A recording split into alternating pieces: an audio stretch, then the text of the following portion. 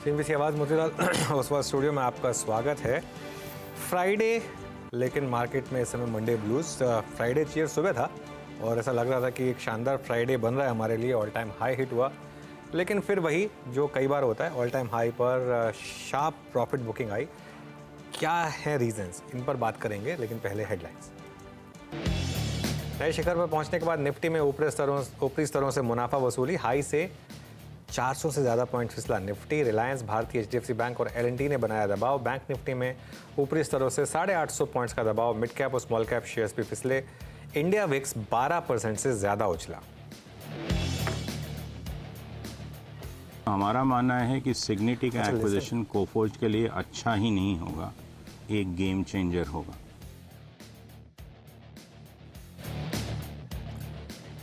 सिग्निटी deal को Coforge ने बताया ग्रोथ के लिए बड़ा कदम। कहा 3 नए वर्टिकल्स में उतरेगी कंपनी। सीएनबीसी आवाज से एक्सक्लूसिव बातचीत में कंपनी के सीईओ सुधीर सिंह बोले 2027 तक $2 बिलियन रेवेन्यू कमाने लगेगी कंपनी। हालांकि नतीजों के बाद स्टॉक अब भी 9% नीचे।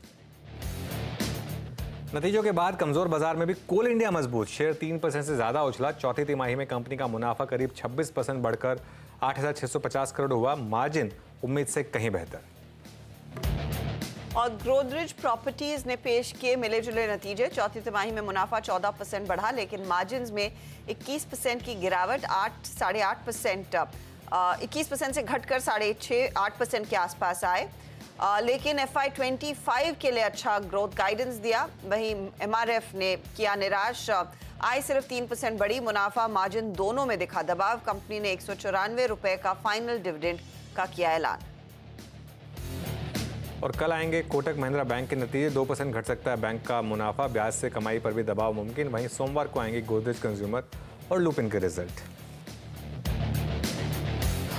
ओके, चलिए फिर वैसे इस बार MRF के डिविडेंड से आशीष अपना पंक्चर भी रिपेयर करवा सकते हैं। नॉर्मली तो हवा भरने में प्रॉब्लम होती थी, लेकिन इस बार एक्चुअली अगर नहीं 500 रुपए लगते हैं। नहीं, 200 रुपये में हो जाता है। एक पंक्चर तो हो जाता है 200 रुपये। एक पंक्चर का खैर anyway, एक पंक्चर का पता नहीं लगता। जब वो एक से ज्यादा होते तो पता लगता है, लेकिन आइदर वेज वो तो खैर नॉर्मली एक भी हुआ ना, वो कारीगर आपके 2 दिन कर देगा उसमें। वो उनको आती है ट्रिक। खैर एनीवे, मार्केट में इंडिया विक्स देखिए 13% की तेज़ी। और हर्षिता, मैं एक चीज़ बता रहा था आपको कुछ दिन पहले कि वो जो इंडिया विक्स 10 के करीब आ गया था, वो थोड़ा सा एक काफ़ी इंटरेस्टिंग था। और उसके बाद मार्केट 2 दिन ऐसा हुआ कि रैली में इंडिया विक्स भागा। और आज देखिए, आज फाइनली वही हुआ जो नॉर्मली होना चाहिए कि अगर इंडिया विक्स ऊपर है तो मार्केट नीचे है, ठीक है। और बड़ी मतलब तेज़ गिरावट है ये एकदम से इंट्राडे में। ये मतलब ठीक है, एक समय मुझे लग रहा था, एक बार निफ्टी का चार्ट ले आइए, ये थोड़ी तेज़ है गिरावट। अब मुझे लग रहा था कि मार्केट रुकेगा। मैं सोच रहा था कि सुबह हमारी बात हुई थी, हमने एक व्यू लिया था कि आप थोड़ा प्रॉफिट बुक कर लें, क्योंकि एक मार्केट ने साइन दिए थे कि थोड़ा सा प्रॉफिट बुकिंग आ रही है, तो उसके लिए प्रॉफिट बुकिंग के साइन दिए थे मैंने। लेकिन मुझे लग रहा था कि 22,550, 22,500, 22,450 कहीं तो रुकेगा मार्केट। ये रुका ही नहीं, 20 डे के भी नीचे आ गया। अब बहुत इंटरेस्टिंग है ये, कई बार फेक ब्रेकआउट्स, फेक ब्रेकडाउन भी होते हैं मार्केट में। क्या यही है या नहीं ये नहीं पता, लेकिन थोड़ी बहुत ये उठापटक रहेगी इलेक्शन तक। एक और चीज़, आई थिंक हमारे सिस्टर चैनल सीएनबीसी टीवी 18 ने भी एक न्यूज़ ब्रेक की थी about uniform taxation on asset classes. I think उसने भी थोड़ा स्पूक किया मार्केट को। हालांकि वो रिपोर्ट कल आ गई थी, लेकिन शायद मार्केट ने उसका आज मार्केट में थोड़ा संज्ञान लिया हो। लेकिन जो भी है, जिस तरीके से इंडिया विक्स गिरा है, थोड़ी तो दिक्कत एकदम से बढ़ी है यहाँ पर। अनुज, फिर सवाल यही है कि क्या अभी भी डिप पर खरीदारी अटेम्प्ट करनी चाहिए, या फिर अगर खरीदारी करनी है तो सोमवार को सोचे, कंसीडरिंग एक वीकेंड में हम उतर रहे हैं। देखिए, अगर तो आप ETF इन्वेस्टर हैं, मेरे तरीके वाले, तो मैं बाय कर लूँगा यहाँ पे, मुझे कोई दिक्कत नहीं है, ठीक है। क्योंकि मेरा व्यू 1 साल का है, लेकिन अगर या 10 साल का है, लेकिन अगर आपका व्यू कल के लिए है और अगर आपका व्यू परसों के लिए है, क्योंकि निफ्टी 10 और 20 डे में दोनों के नीचे ट्रेड कर रहा है, एक बार उसके ऊपर आने देते हैं, उसके बाद एक फ्रेश व्यू लेंगे। देखिए, आज का जो भी लो बनेगा ना, आज का जो भी लो बनेगा, वो अब आपके लिए लाइन इन द सैंड बन जाएगी, ठीक है। तो उसके हिसाब से आपको अपनी पोजीशन लेनी है। अभी के लिए फ़िलहाल ट्रेड से बचें, ठीक है, क्योंकि वीकेंड भी आ रहा है एक तो, प्लस क्लोज एक ख़राब है। अभी खैर क्लोज बाकी है, लास्ट के 1.5 घंटा बाकी है अभी, लेकिन अब तक का सेटअप थोड़ा सा ख़राब है। और एक चीज़ क्लियर होगी यहाँ पर, जैसे ही FIs की नेट लॉन्ग होती है, मार्केट खराब। हाँ। मार्केट तब तक ठीक रहता है जब तक एफ शॉर्ट होते हैं। जैसे ही एफ नेट लॉन्ग हुए वो मार्केट खराब हुआ। पुट कॉल रेशो 1.4 तक पहुंचा, एफ नेट लॉन्ग हुए, इंडिया विक्स का ब्रेकआउट आया, ये सब फैक्टर्स हो गए और इसकी वजह से मार्केट में इस तरीके से ये डिक्लाइन आ गई। अब मैं जैसे कह रहा हूँ कि निफ्टी 10 और 20 डेमा के ऊपर आएगी तब एक डिसाइड करेंगे। अच्छा, मैंने रेजिस्टेंस रखी थी 22,750 टू 22,800, वो तो खैर अब बहुत ही ऊपर हो गई। अब तो रेजिस्टेंस मेरे ख्याल से 22,500-600 पर भी मिलेगी मार्केट को एक बार। आई थिंक ये थोड़ा सा नर्वसनेस है, वापस वही टैक्सेशन को लेकर, इलेक्शन को लेकर, जो मर्जी आप कह लें, लेकिन ये बाइंग अपॉर्चुनिटी होगी। मैं फिर बोल रहा हूँ, ये बाइंग अपॉर्चुनिटी होगी। जहाँ पर ये डिप खत्म होगी, अब जल्दबाजी नहीं करनी है कूदने की, जहाँ पर ये डिप खत्म होगी वहाँ पर एक ट्रेड लेंगे। बैंक निफ्टी में कोई ट्रेड नहीं है। बैंक निफ्टी में मैं लगातार कह रहा हूँ कि कोई ट्रेड नहीं है। अब मैं फिर मेंटेन कर रहा हूँ, बैंक निफ्टी में वो एक स्विंग प्ले आउट हो चुका है। अभी बैंक निफ्टी में कोई ट्रेड नहीं है। ट्रेड निफ्टी में ही निकलेगी या इंडिविजुअल स्टॉक्स में निकलेगी। लेकिन क्या होता है ना, कई बार आपको अपनी पोजीशन जो है ना एडजस्ट करनी पड़ती है। अगर मार्केट ख़राब हो रहा है, अब कई लोग कहेंगे कि सुबह तक तो व्यू था कि डिप में बाय करें, बिल्कुल था। लेकिन अगर स्क्रीन देखिए, मैं हमेशा एक चीज़ बोलता हूँ कि सुनो सबकी, करो अपनी, करो वही जो मार्केट कह रहा है। तो अगर मार्केट कुछ और कह रहा है तो फिर ठीक है, मतलब मार्केट कह रहा है कि नहीं इसको करेक्ट होना है तो करेक्ट होने देते हैं, उसमें क्या दिक्कत है। जहाँ पर ये करेक्शन खत्म होगी, कई बार होता है कि फेक 20 डे के ब्रेकडाउन आते हैं, हो सकता है ये फेक ब्रेकडाउन हो। अगर ये जेन्युइन ब्रेकडाउन हो और अगर मार्केट वापस एक बार करेक्ट हो गया 21,700-800 तक, तो इसके लिए मैं कह रहा हूँ देख लेते हैं, मंडे को फ्रेश कॉल लेंगे। अभी 1.5 घंटा बस निकाल लेते हैं कैसे भी करके। अब वैसे कैसे भी करके मार्केट बस खत्म हो जाए उसी का इंतजार रहेगा, क्योंकि एक बहुत बड़ा शेकआउट इनफैक्ट स्क्रीन पर आ चुका है। वेरी क्विकली वो सारे स्टॉक्स जो बाजार को नीचे खींच रहे हैं वो आपकी स्क्रीन पर लेकर आते हैं, ट्रेंडिंग काउंटर्स आपको दिखाएंगे, फिर हमारे जानकारों से बात करना शुरू करेंगे। तो एक तरफा बिकवाली जो बाजार ने आज फिर पकड़ ली है, उसमें आप गौर करिएगा कि दिग्गजों का एक बड़ा हाथ है। इसमें L&T, इसमें रिलायंस, इसमें टाटा मोटर्स, इसमें भारतीय एयरटेल, ये सारे स्टॉक्स हैं जहां पर 3% तक का नॉक लगा है। आप मिड कैप साइड पर देखिएगा, कोफोर्ज के लिए ऑफ कोर्स आज का दिन वो खराब नंबर्स, FY25 में कोई रेवेन्यू गाइडेंस नहीं देना और शायद मार्केट वो सिग्निटी की डील को फेवरेबल नहीं सोच रहा है। मैनेजमेंट के बयानों के विपरीत वो स्टॉक 9% नीचे। MRF 4% का अंडर परफॉर्मर है। AB fashion and retail, SRF जैसे काउंटर्स में आज हमने देखा है बिकवाली बनी है। लेकिन कुछ लॉन्ग साइड के ट्रेड्स भी हैं। कोल इंडिया मिसाल के तौर पर, बजाज फाइनेंस, हालांकि बजाज फाइनेंस अब देखिएगा सिर्फ 1-1.5% ही ऊपर रह गया है। ग्रासिम, डॉक्टर रेड्डी जैसे स्टॉक्स है जहां से कुछ सहारा मिला है तेजी में। भेल, श्री सीमेंट, NMDC और कमिंस ये दूसरे ट्रेड्स है। कमिंस डिस्पाइट द फैक्ट कि उन्होंने इंडिया के लिए गाइडेंस घटा है, आज स्टॉक उल्टा चला है, 3.5% के गेंस देखने को मिले हैं। तो ये फिलहाल आपके लिए अब तक की स्थिति है। अब इस मार्केट को हमारे जानकार कैसे अप्रोच कर रहे हैं, उनके ट्रेड्स क्या रहेंगे, ये आपकी स्क्रीन पर आएंगे। हमारे साथ आज AUM कैपिटल के राजेश अग्रवाल हैं। टेक्निकल कॉल्स के लिए हम बात करने वाले हैं प्रकाश काबा, राजेश सातपुते, सच्चिदानंद उत्तेकर, रचना वैद, कविता जैन और रुचित जैन से। 2:15 पर यत्न आपको बताएंगे आज के सभी वो बड़े मूवर्स एंड शेकर्स जिन्होंने मार्केट को सपोर्ट किया है और नीचे भी खींचा है। 2:20 पर KEI इंडस्ट्रीज के नतीजे अच्छे रहे, मैनेजमेंट से होगी बातचीत, कंपनी के CMD अनिल गुप्ता हमारा साथ देंगे। 2:30 बजे यूग्रो कैपिटल, एक तो फंड रेज, दूसरा नंबर्स बहुत ही जोरदार। इस पर कंपनी के फाउंडर MD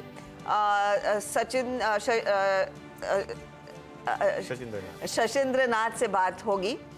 मैं गलती से सच्चिदानंद बोलने वाली थी एक्चुअली। 2:45 पर ऑफ कोर्स आने वाले नतीजे, जिसमें आप बात करेंगे कोटक की, लुपिन की, गोदरेज कंज्यूमर की, ये सारे स्टॉक्स रिडार पर रहेंगे। सुमित से जानेंगे कि क्या एक्सपेक्ट कर रहा है मार्केट। फिर 2:30 बजे मार्केट बिग वॉइस में इन्वेस्टेड MPS के पार्टनर और हेड रिसर्च अनिरुद्ध गर्ग हमारा साथ देंगे। फिर ऑफ कोर्स डीलिंग रूम का जायजा और BTST ट्रेड्स या फिर STBT और क्लोजिंग की तरफ बढ़ेंगे। ओके, चलिए अब ट्रेड्स लेना शुरू करते हैं। उससे पहले एक दो चीज़ें और डिस्कस कर लेते हैं। एक तो आप जरा लेकर आइए निफ्टी IT इंडेक्स, ठीक है ना, क्योंकि मार्केट भले ही डाउन है लेकिन निफ्टी IT इंडेक्स आएगा आपकी स्क्रीन पर। और ये देखिए, ये अब इस समय 1.25% नीचे है, ठीक है। तो ये थोड़ा सा यूनिफॉर्म हो रहा है मार्केट की सेलिंग जो हो रही है। बैंक निफ्टी लेकर आइए, बैंक निफ्टी भी करीब 0.8% नीचे है। उसके अलावा आप एक दो और हैवी वेट्स देख लेते हैं, रिलायंस जैसे देख लेते हैं। रिलायंस देखिए आप, एक्चुअली सबसे ज़्यादा इम्पैक्ट रिलायंस की वजह से। ये देखिए आज तक ये आई थिंक निफ्टी का कंट्रीब्यूशन लेकर आते हैं एक बार। मेरे ख्याल से सबसे ज़्यादा इम्पैक्ट ऑब्वियसली रिलायंस ने डाला। रिलायंस की वजह से 70 पॉइंट ऑलमोस्ट रिलायंस की वजह से आ रहे हैं। और फिर HDFC बैंक, फिर L&T। तो ये ज़्यादातर लार्ज कैप स्पेसिफिक सेलिंग लग रही है मुझे। सुबह मिड कैप गिरने शुरू हुए थे, लेकिन अब सेलिंग क्लियरली ज़्यादा लार्ज कैप में आ रही है। ये इंटरेस्टिंग है। चलिए अब ट्रेड्स लेना शुरू करते हैं। गुड आफ्टरनून पैनल दिखाइए। गाबा सर, हाँ जी। क्या बदल गया ये एकदम से 6 घंटे में? बस सब कुछ बदल गया। जैसे कि आपने बताया कि 1.5 घंटा, बस 1.5 घंटा निकल गया कैसे भी कर हाँ, एनी कुछ स्टॉक्स फिर भी अच्छे लगते हैं। आई थिंक मेरा स्टॉक लगता है एक पसंद है जो इस वक्त वो है डॉक्टर रेड्डी। ट्रेड करा है 6361 के आसपास। बस कुछ 50 रुपए का स्टॉप लगा चले तो पॉसिबल है कि 6500 की तरफ जाना चाहिए। 1-2 दिन लगेंगे, लेकिन इसका सेटअप मुझे सही है। सब कुछ बदल गया एक्चुअली। वही वो था ना, जज्बात बदल गए, हालात बदल गए। वो वाला मीम आज वाकई में। सचिदानंद, आपकी अप्रोच क्या है मार्केट में जो पूरा आज माहौल बिगड़ा हुआ है? Good afternoon Arshida, good afternoon Anuj ji and good afternoon to all the panelist. मुझे लग रहा है यहाँ पर जिस तरीके से एक प्रॉफिट बुकिंग या सेलिंग हुई है, मुझे लग रहा है 22,380 से 400 के आसपास एक कमेंडेबल सपोर्ट है एंड इमीडिएट बेसिस पे तो मुझे लग रहा है यहाँ से एक अच्छी रिकवरी ही बननी चाहिए। कहीं जाकर आज की दिन की कंक्लूजन मुझे लग रहा है रेंज होगी लगभग अराउंड 22,460 से लेके 22,500। तो मुझे लग रहा है एक अच्छी रिकवरी यहाँ पर नजर आ सकती है in the final half and उसी लिहाज से बजाज फाइनेंस का काउंटर में यहाँ पर लॉन्ग रेकमेंड कर रहा हूँ। एक अच्छे गैप अप ओपनिंग के बाद एक अच्छी करेक्टिव यहाँ पर नजर आई है। यानी करेक्शन में जो सुबह का जो गैप था वो इसने काफी अच्छी तरह फिल कर दिया है। अपने 200 डे एक्सपोनेंशियल मूविंग एवरेज के आसपास एक फ्रेश बेस बनाने का प्रयास कर रहा है। तो मुझे लग रहा है यहाँ पर 7030 के स्टॉप लॉस के साथ कुछ लॉन्ग्स अग्रेसिवली डिप्लॉय किए जा सकते हैं। 1 से 2 दिनों में मुझे लग रहा है अच्छी एक रिकवरी बन सकती है काउंटर में 7240 के टारगेट के लिए। तो खरीदारी करनी है बजाज फाइनेंस के फ्यूचर्स में। बजाज फाइनेंस के फ्यूचर्स में करनी है खरीदारी। ये हो गई सचिन की कॉल।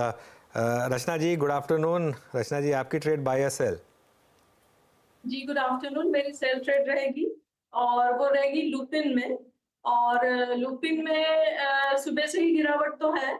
अभी वो इम्पोर्टेंट एवरेजेस को और इम्पोर्टेंट सपोर्ट्स को तोड़ने में लगा हुआ है। जिस सपोर्ट को 3 दिन से उसने नहीं निकाला और आज सुबह निकाला, that should have now got, जिस रेजिस्टेंस को 3 दिन से नहीं निकाला और आज निकाला, that should have now got converted into a support, but that did not happen.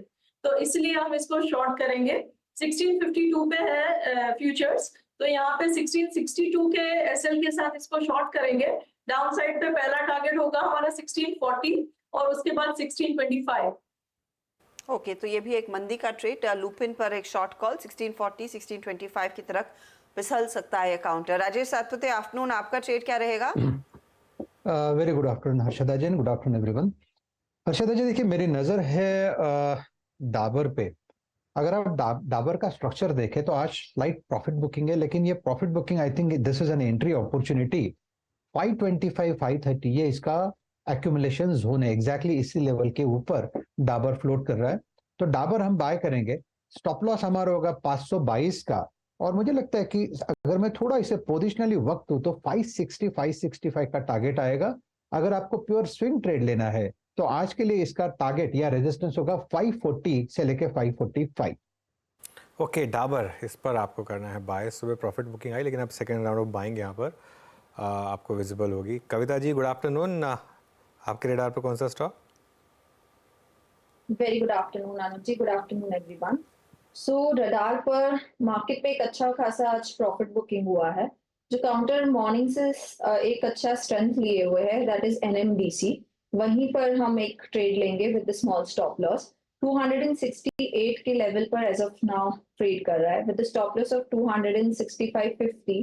NMDC को आप चेस करें फॉर 270 to 275 के प्राइस टारगेट के लिए, only as intraday perspective. Okay, ये एक इंट्राडे ट्रेड है। एनएमडीसी में एक तेजी का ट्रेड 270 का टारगेट आप लेकर चल रही हैं, बाय साइड का ट्रेड। रुचित, आपकी अप्रोच तेजी या मंदी? जी, very good morning Arshada ji, very good afternoon Arshada ji, very good afternoon to everyone. Well, no, markets में करेक्टिव फेज तो है, लेकिन 22,300 का इंपॉर्टेंट सपोर्ट है। जस्ट 80-90 पॉइंट नीचे सपोर्ट है, तो मैं यहाँ पे शॉर्ट पोजीशंस नहीं लेना चाहता। सो इन केस कोई पुल बैक मूव आएंगे बिना वॉल्यूम्स, लोअर वॉल्यूम से, तो हायर लेवल्स पे शॉर्ट्स की देखेंगे। सो फिलहाल तो काउंटर ट्रेड्स बाय साइड के लिए रहेंगे और बाइंग वहीं पे करेंगे जहाँ पे आज के फॉलिंग मार्केट में आउट परफॉर्मेंस है, वो है कोल इंडिया। ओपन इंटरेस्ट देखे तो फ्यूचर्स में 4-5% के ओपन इंटरेस्ट का इंक्रीज हुआ है, जो क्लियर इंडिकेट कर रहा है लॉन्ग बिल्टअप हुआ है। प्रीवियस स्विंग हाई 465 वो स्टॉक ने सरपास किया है।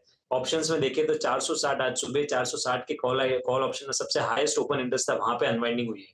तो डेटा काफी पॉजिटिव है आज कोल इंडिया का। तो करंट लेवल्स पे 453 के नीचे स्टॉप लॉस रख के कोल इंडिया में खरीदारी की सलाह रहेगी 490 के टारगेट्स के लिए। ओके चलिए अब राजेश अग्रवाल के पास चला जाए। Rajesh ji good afternoon. Stock specific बात बाद में करेंगे। सुना क्या आपने कुछ, क्यों मार्केट गिरा एकदम से इस तरीके से, और कोई खास पर्टिकुलर रीजन जिसकी वजह से आज ये इस तरीके की डिक्लाइन आई है यहाँ पर? गुड आफ्टरनून अमित जी, हर्षिता जी, बाकी भी जो पैनल में मित्रगण हैं सबको नमस्कार। मार्केट के गिरने के ऐसे कोई खास वजह सामने नहीं आई है, बस यही कहा जा सकता है कि न्यू हाइक के आने के बाद एक प्रॉफिट बुकिंग आई है, क्योंकि वीकेंड है सामने में। और हमारे हाउस का ये मानना है कि 22,500 एक पिवट पॉइंट हो गया है और नीचे में सपोर्ट 22,300 का आ रहा है, ऊपर में 22,800 का रेजिस्टेंस है।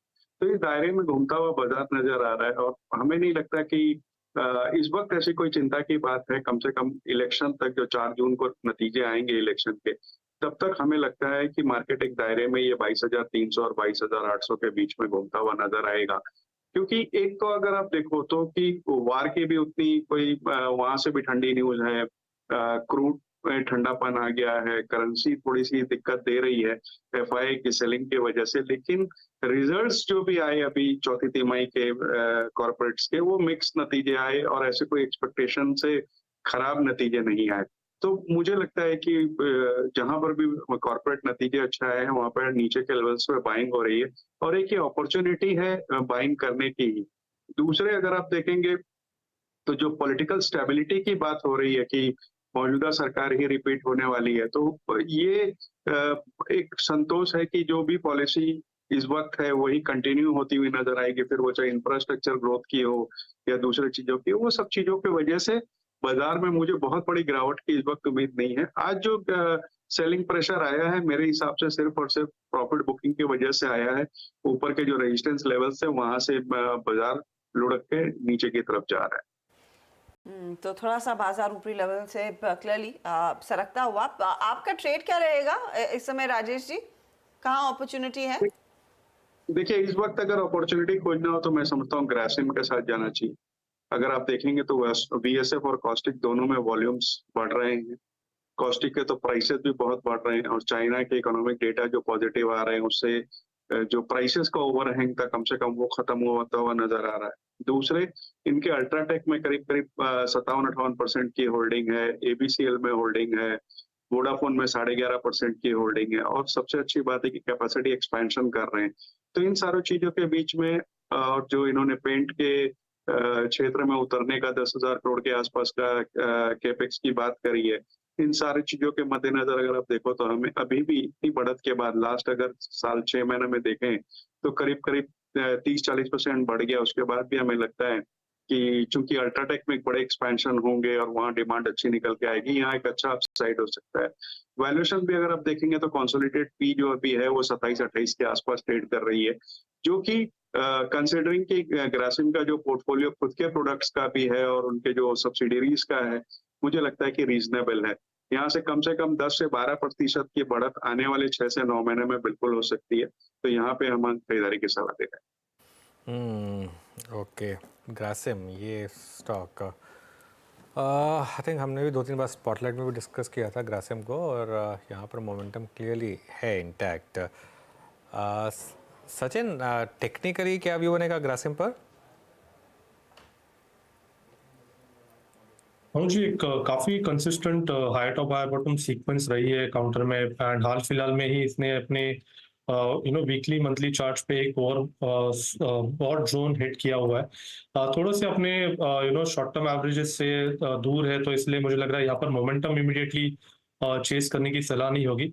ऑन द कॉन्ट्ररी जिस तरीके से यहाँ पर एक फर्दर बेस एलिवेट हुआ है 2400 के आसपास, तो मुझे लग रहा है अगर पुल बैक मिलता है तो जरूर खरीदारी की जा सकती है। बट एग्जिस्टिंग अगर किसी की लॉन्ग पोजीशन है तो मुझे लग रहा है थोड़ा सा मुनाफा यहाँ पे बांधना चाहिए एंड ऑन अ डिक्लाइन वापस री एंटर करना चाहिए। ओके, अच्छा अब मैं एक चीज़ थोड़ी सी डिस्कस करना चाहता हूँ हर्षदा। बहुत लोग ये पूछ रहे हैं कि अच्छा अब मैंने 22,600 की कॉल ले ली, अच्छा मैंने बजाज फाइनेंस की कॉल ले ली, अब मैं क्या करूँ? दो चीज़ें, पहली बात तो मैं हमेशा आपको बोलता हूँ कि कभी भी गैप अप को चेज ना करें, ना तो स्टॉक में और ना ही मार्केट में, ठीक है। दूसरी चीज़, अगर आप कर भी लें तो स्टॉप लॉस को ज़रूर रखें। देखिए, स्टॉप लॉस ट्रेडर्स के लिए एक संजीवनी बूटी की तरह काम करता है। जैसे कोरोना टाइम में था ना, वैक्सीन ही बचाव है, वो बिल्कुल ट्रेडिंग में स्टॉप लॉस ही बचाव है आपका। मैं हमेशा लोगों को एक चीज़ बोलता हूँ, टारगेट आपके हाथ में नहीं है, स्टॉप लॉस आपके हाथ में। क्योंकि टारगेट का क्या है, टारगेट तो आया या नहीं आया, मार्केट की अगर कृपा हुई आपके ऊपर तभी आएगा। स्टॉप लॉस एक ऐसी चीज़ है जो आपके हाथ में, आपने एक ट्रेड ली, तुरंत आपको सिस्टम में स्टॉप लॉस डालना है। अब आपने चाहे लॉन्ग किया, पहली बात, एकदम इतने बड़े गैप अप पे जब मार्केट ऑलरेडी इतना चल चुका है, कोई तुक नहीं बनती है लेने की। इस सुबह भी कहा था हमने कि गैप अप पे मत लीजिएगा, जहाँ डिक्लाइन खत्म हो वहाँ लीजिएगा। दूसरा, लेकिन अगर आप मोमेंटम चेजर हैं और अगर आपने ले लिया उसके बावजूद, तो उसमें स्टॉप लॉस ज़रूर रखिए, क्योंकि आज जैसे जो दिन है ना, वो फिर आपको स्टॉप लॉस की अहमियत बताते हैं। अब अगर आपने वो स्टॉप लॉस नहीं रखा और अब आप कह रहे हैं कि अब मैं क्या करूं, सॉरी, अब आपको सिर्फ एक होप है कि अब वो मार्केट वापस ऊपर आएगा, मार्केट वापस रिकवर करेगा। ये मार्केट होप से चलता नहीं है, तो इसके लिए प्लीज़ सिस्टम में अपना स्टॉप लॉस ज़रूर रखें। चलिए, अब एक आधा और स्टॉक देख लेते हैं। एक बच्चा मारुति लेकर आइए इंटरडे पर। मारुति का चार्ट देखते हैं। मारुति 2 दिन से वीक है थोड़ा सा, ऑब्वियसली इसके सेल्स नंबर्स भी थोड़े डिसअपॉइंटिंग रहे थे। यहाँ पर अब 3% की गिरावट यहाँ पर इस समय मारुति में। गावा सर, लग रहा है कि मारुति और थोड़ी शार्प करेक्शन की तरफ बढ़ रहा है? वैसे मारुति का सेटअप तो सही है, थोड़ा शार्प करेक्शन पॉसिबल है। 1244-34 पर ट्रेड कर रहा है, थोड़ा एग्जॉशन है और स्ट्रेच है, पॉसिबल कि 12,000 तक आ जाए, वहां पर थोड़ा सपोर्ट मिल सकता है, या मे बी 11,500, ये एक जोन ऑफ सपोर्ट है। एक्सपेंड थोड़ा ज्यादा हो गया, इसलिए थोड़ी कॉन्ट्रैक्शन हो रही है मारुति में, बस थोड़ा वीक है लगता है। अग्रवाल जी, वेरी क्विकली एक मारुति पे एक बार फंडामेंटल टेक। देखिए, हम बहुत बुलिश है, क्योंकि अगर आप देखो तो इनके जो भी न्यू लॉन्चर्स आए हैं मार्केट में अच्छी तरीके से लिए गए हैं। ईवी में थोड़े लेट एंट्रेंट रहे, लेकिन अब ईवी में भी लॉन्च हो रहे हैं और नेक्सा वगैरह में अच्छे वॉल्यूम्स आ रहे हैं। थोड़ा बढ़ गया है, करेक्शन में बिल्कुल लेना चाहिए। हमें लगता है कि अगर मौजूदा स्तर से 4-5% का और करेक्ट होता है तो मध्यम से लंबी अवधि वाले निवेशकों के लिए बिल्कुल सही स्टॉक होगा पोर्टफोलियो में रखने रहे। तो थोड़ा और करेक्ट हो तो बिल्कुल पोर्टफोलियो में लीजिए इसको। चलिए, आज के 2 बिग स्टॉक्स, एक बजाज फाइनेंस, एक कोफोर्ज, इनको रिविजिट करते हैं यतिन के साथ। Yatin, good afternoon. Good afternoon. सबसे पहले देखिए, बजाज फाइनेंस की बात करते हैं। स्टॉक 6-7% गैप अप के साथ खुला, लेकिन मार्केट के साथ थोड़ा बहुत स्टॉक में आपको धीमापन आता हुआ नजर पड़ रहा है। लेकिन जो न्यूज़ है वो बहुत अच्छी है, क्योंकि आरबीआई ने जो पहले बजाज फाइनेंस पे कुछ महीनों पहले रिस्ट्रिक्शंस लगाए थे ईएमआई कार्ड प्रोडक्ट्स को लेके, जहां इंस्टा ईएमआई कार्ड और ई कॉम, ये 2 प्रोडक्ट्स पे आरबीआई ने एक कारपेट बैन लगाया था कि ये डिस्ट्रीब्यूशन बजाज फाइनेंस नहीं कर सकता, उसको फिर से रीइंस्टेट किया गया है। आरबीआई ने अलाउ कर दिया है कि अब ये प्रोडक्ट्स फिर से एक बार बजाज फाइनेंस अपने कस्टमर्स को बेच पाएगी। सबसे पहली बात कि ये 3 से 4% का जो ग्रोथ है वो एडिशनली बजाज फाइनेंस को आता हुआ दिखेगा इन प्रोडक्ट से, जिसके कारण स्टॉक में आप अभी भी लगभग 2% की तेजी आते हुए देख रहे हैं। लेकिन कोफोर्ज, ये स्टॉक बड़े वॉल्यूम्स के साथ आपको आज एफएनओ में ट्रेड करता हुआ दिखाई पड़ रहा है।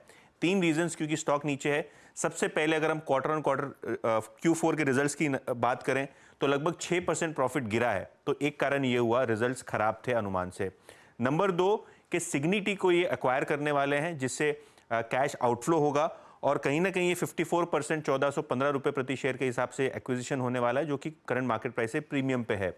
और तीसरा सबसे बड़ा कारण, शायद ये सबसे बाजार को पसंद नहीं आया, सबसे बड़ा रीजन ये हो सकता है एक के FY25 का कोई भी प्रकार का गाइडेंस मैनेजमेंट ने रिफ्रेन किया है देने से, यानी कोई गाइडेंस नहीं दिया है। और सबसे अहम बात कि जो मार्जिन्स हैं, क्योंकि नए कॉन्ट्रैक्ट्स लो मार्जिन्स पे आ रहे हैं, मैनेजमेंट का मानना है कि FY25 का मार्जिन प्रेशर आपको आता हुआ नजर पड़ेगा। एक्विजिशन अगर आप हमें देखें तो हमारा मानना है कि सिग्निटी का एक्विजिशन कोफोर्ज के लिए अच्छा ही नहीं होगा, एक गेम चेंजर होगा, और वो 3 रीजंस की वजह से। पहला, सिग्निटी के एक्विजिशन के बाद कोफोर्ज 3 नए वर्टिकल डे 1 से मर्ज्ड एंटिटी के साथ खड़े करेगा। हमारे 3 वर्टिकल बैंकिंग, इंश्योरेंस और ट्रैवल रहे हैं। इस एक्विजिशन के बाद हमारा रिटेल का वर्टिकल मर्ज्ड एंटिटी का 100 मिलियन के करीब का वर्टिकल डे 1 से हो जाएगा। हेल्थ केयर और हाईटेक के वर्टिकल 50 मिलियन तकरीबन, कुछ केसेस में उनसे ज़्यादा, 1-2 केसेस में के वर्टिकल खड़े होंगे। तो 3 वर्टिकल की जगह कोफोर्ज के पास 6 वर्टिकल डे 1 से होते हैं। FY27 में कोफोर्ज $2 बिलियन की कंपनी होगी मैंने कई बार बोला है, Coforge is in the business of delivering results and not excuses. हमें क्लियर ग्रीन शूट्स दिख रहे हैं। मैं मार्केट की कमेंट्री पढ़ता हूं that everything is Doom and gloom. I don't believe it because मोटे मोटे तौर पे सही बात है कि मार्केट में डिमांड के हेडविंड्स हैं, लेकिन there are clear tailwinds and there are clear green shoots. तो कोफोर्ज का मैनेजमेंट कह रहा है कि ग्रीन शूट्स दिख रही हैं, टेलविंड्स हैं, बिजनेस में आगे पिकअप देखने को मिलेगा, लेकिन वो एक्विजिशन और बाकी कमेंट्री भले ही मजबूत रही हो, स्टॉक रिकवर नहीं कर रहा है। अग्रवाल साहब, आप इस एक्विजिशन और नंबर्स को कैसे पढ़ेंगे और क्या एक अपॉर्चुनिटी है आज के दिन कोफोर्ज में पोजीशन लेने की? देखिए, हमें लगता है बिल्कुल अपॉर्चुनिटी। आपने भी मैनेजमेंट को भी सुना, उनकी बॉडी लैंग्वेज, उनका कॉन्फिडेंस अपने आप में दर्शा रहा है कि जो सिग्निटी की एक्विजिशन उन्होंने की है वो उनके लिए बेनिफिशियल है। ये अक्सर देखा गया है कि इस ऐसी बड़ी डील होने के बाद थोड़ा स्टॉक करेक्ट करता है, तो ये मध्यम से लंबी अवधि वाले निवेशकों के लिए अपॉर्चुनिटी है, क्योंकि जो 6 वर्टिकल्स इनके हो जाएंगे, अभी तक 3 वर्टिकल्स में थे, तो 6 वर्टिकल जो रिटेल और दूसरे होंगे हेल्थ केयर वगैरह, उसको देखते हुए मुझे लगता है, क्योंकि अगर बीएफएसआई में थोड़ा सा दबाव भी रहता है तो वहां पे उन्हें सहायता मिलेगी अपने मार्जिन सुधारने के लिए आगे आने वाले दिनों में। और डील काउंट की अगर बात की जाए ना, तो न केवल कोफोर्ज में बल्कि दूसरी कंपनियों में भी हमने देखा है कि डील काउंट ठीक ठाक आ रही थी, इतने बुरी हालात नहीं थे जितने एक्सपेक्टेशंस थे। तो मुझे लगता है कि अगर स्टॉक 4400 4350 के आसपास आता है, बिल्कुल खरीदारी करनी चाहिए। ओके, 4400 4350 के आसपास खरीदारी करनी चाहिए यहाँ पर कोफोर्ज में। बड़ी गिरावट के बावजूद 12 महीने के चार्ट पर कोफोर्ज अभी भी 10% ऊपर, क्योंकि उससे पहले बड़ी रैली हुई थी कोफोर्ज और परसिस्टेंट दोनों में। चलिए अब एक काम करते हैं, कुछ नंबर्स एड्रेस करते हैं। केआई इंडस्ट्रीज़ का मुनाफा सालाना आधार पर 22% बढ़ा है। ये स्पेस काफ़ी आउट परफॉर्म कर रही है ऑब्वियसली। वहीं आय में करीब 19% की उछाल है, जो गाइडेंस से बेटर है, लेकिन मार्जिन थोड़ा सा उम्मीद से कम है। इन नंबर्स पर चर्चा करने के लिए हमारे साथ कंपनी के CMD अनिल गुप्ता जुड़ गए हैं। Anil ji, good afternoon. तो आपकी रेवेन्यू ग्रोथ जो है वो पहले से बेटर है, जो आपने पहले नंबर्स शायद होप किए थे उसके हिसाब से। FY25 के लिए क्या अब आप अपनी गाइडेंस थोड़ी बढ़ाएंगे या फिर क्या वहीं रखेंगे? क्या एक्सपेक्ट करें मार्केट यहाँ से? Good afternoon to you. FY25 में जो रेवेन्यू गाइडेंस हमें जो एक्सपेक्टेड है या जो टारगेट है हमारा, वो 16 से 17% का ग्रोथ हम एक्सपेक्ट करते हैं। और क्योंकि हमने जो भी कैपेसिटी एक्सपेंशंस किए हैं लास्ट ईयर में, और या जो कंप्लीट होने जा रहे हैं अपने ब्राउनफील्ड एक्सपेंशंस, तो वो हमें डेफिनेटली इतना ग्रोथ का पोटेंशियल देगा। और डिमांड साइड से हमें कोई दिक्कत नज़र नहीं आती है। तो demand side I feel that will remain strong in domestic market as well as international markets. Anil ji, ये एक चीज बताइए, स्टेनलेस स्टील वायर में रेवेन्यू थोड़ा सा डिप हुआ है, क्या कुछ पिकअप के आसार बन रहे हैं और कोई खास वजह इस क्वार्टर में थोड़ा सा अंडर परफॉर्मेंस की इस पर्टिकुलर बिजनेस में? देखिए, स्टेनलेस स्टील वायर जो है हमारा एक नॉन कोर बिजनेस है। ये इसमें हमने कोई नई इन्वेस्टमेंट्स नहीं की हैं। जहाँ तक रेवेन्यू डिप का सवाल है, वो जो रॉ मटेरियल के प्राइसेस हैं वो काफ़ी सबड्यूड रहे हैं। जहाँ तक टनेज का सवाल है, टनेज हमने ज़्यादा किया है स्टेनलेस स्टील वायर में, तो डी ग्रोथ नहीं है। It is because the prices जो है 25-30% गिरे, जिसका इम्पैक्ट जो है सेल्स टर्नओवर पे दिखाई देता है। मुझे ये बताइए, जो EPC प्रोजेक्ट में सबसे ज्यादा ग्रोथ देखने को मिल रही है, किस तरह की ऑर्डर बुक पर आपने ये साल क्लोज किया और FY25 के लिए किस तरह की ऑर्डर विजिबिलिटी है EPC में? देखिए, हमने क्लियर गाइडेंस दिया है कि हमारा जो टारगेट है 500 करोड़ के करीब, 500 से 600 करोड़ के करीब हमारा EPC बिजनेस का टारगेट है। क्योंकि हम EPC पे ज़्यादा फोकस नहीं करते हैं। हम एक बेसिकली वायर एंड केबल बनाने वाली एक मैन्युफैक्चरिंग कंपनी है, और हम ज़्यादा बिलीव करते हैं कि अपने मैन्युफैक्चर्ड प्रोडक्ट को सेल करें। इंस्टॉलेशन का जो हमारा काम है वो मेजरली हम लोग एक्स्ट्रा हाई वोल्टेज केबल पे फोकस करते हैं, या 1 या 2 डिस्ट्रीब्यूशन के प्रोजेक्ट्स लेते हैं जिसमें मेजर डिमांड हमारे अंडरग्राउंड केबल्स की होती है। तो EPC बिजनेस तो इतना ही रहेगा, और बट जो भी ग्रोथ आएगी वो केबल बिजनेस से आएगी। और रफली क्या आप एक्सपेक्ट कर रहे हैं केबल बिजनेस की ग्रोथ में, क्योंकि यहाँ पर दोनों एक्सपोर्ट और डोमेस्टिक मार्केट में आपको ग्रोथ दिख रही है। डोमेस्टिक मार्केट में क्या स्केल देखने को मिलेगा ग्रोथ का, और एक्सपोर्ट मार्केट्स में क्या आप एक्सपेक्ट कर रहे हैं जो FY24 था उससे बेहतर 25 वाला साल निकल कर आ सकता है? जी बिल्कुल, हम एक्सपोर्ट ट्रैक्शन हमारा काफ़ी स्ट्रांग है, और मुझे उम्मीद है कि हम जो हम 58% लास्ट ईयर ग्रो किए हैं, इस साल भी हमारा 40 से 50% का ग्रोथ एक्सपोर्ट में आएगा। तो वो हमारा काफ़ी बड़ा ग्रोथ का कंट्रीब्यूटर होगा। बट ऐसा नहीं है कि डिमांड डोमेस्टिक में नहीं है, डोमेस्टिक में भी इक्वली स्ट्रांग डिमांड है, बट डिपेंड ये करता है कि हम अपनी कैपेसिटी को कहाँ ज़्यादा एलोकेट करते हैं।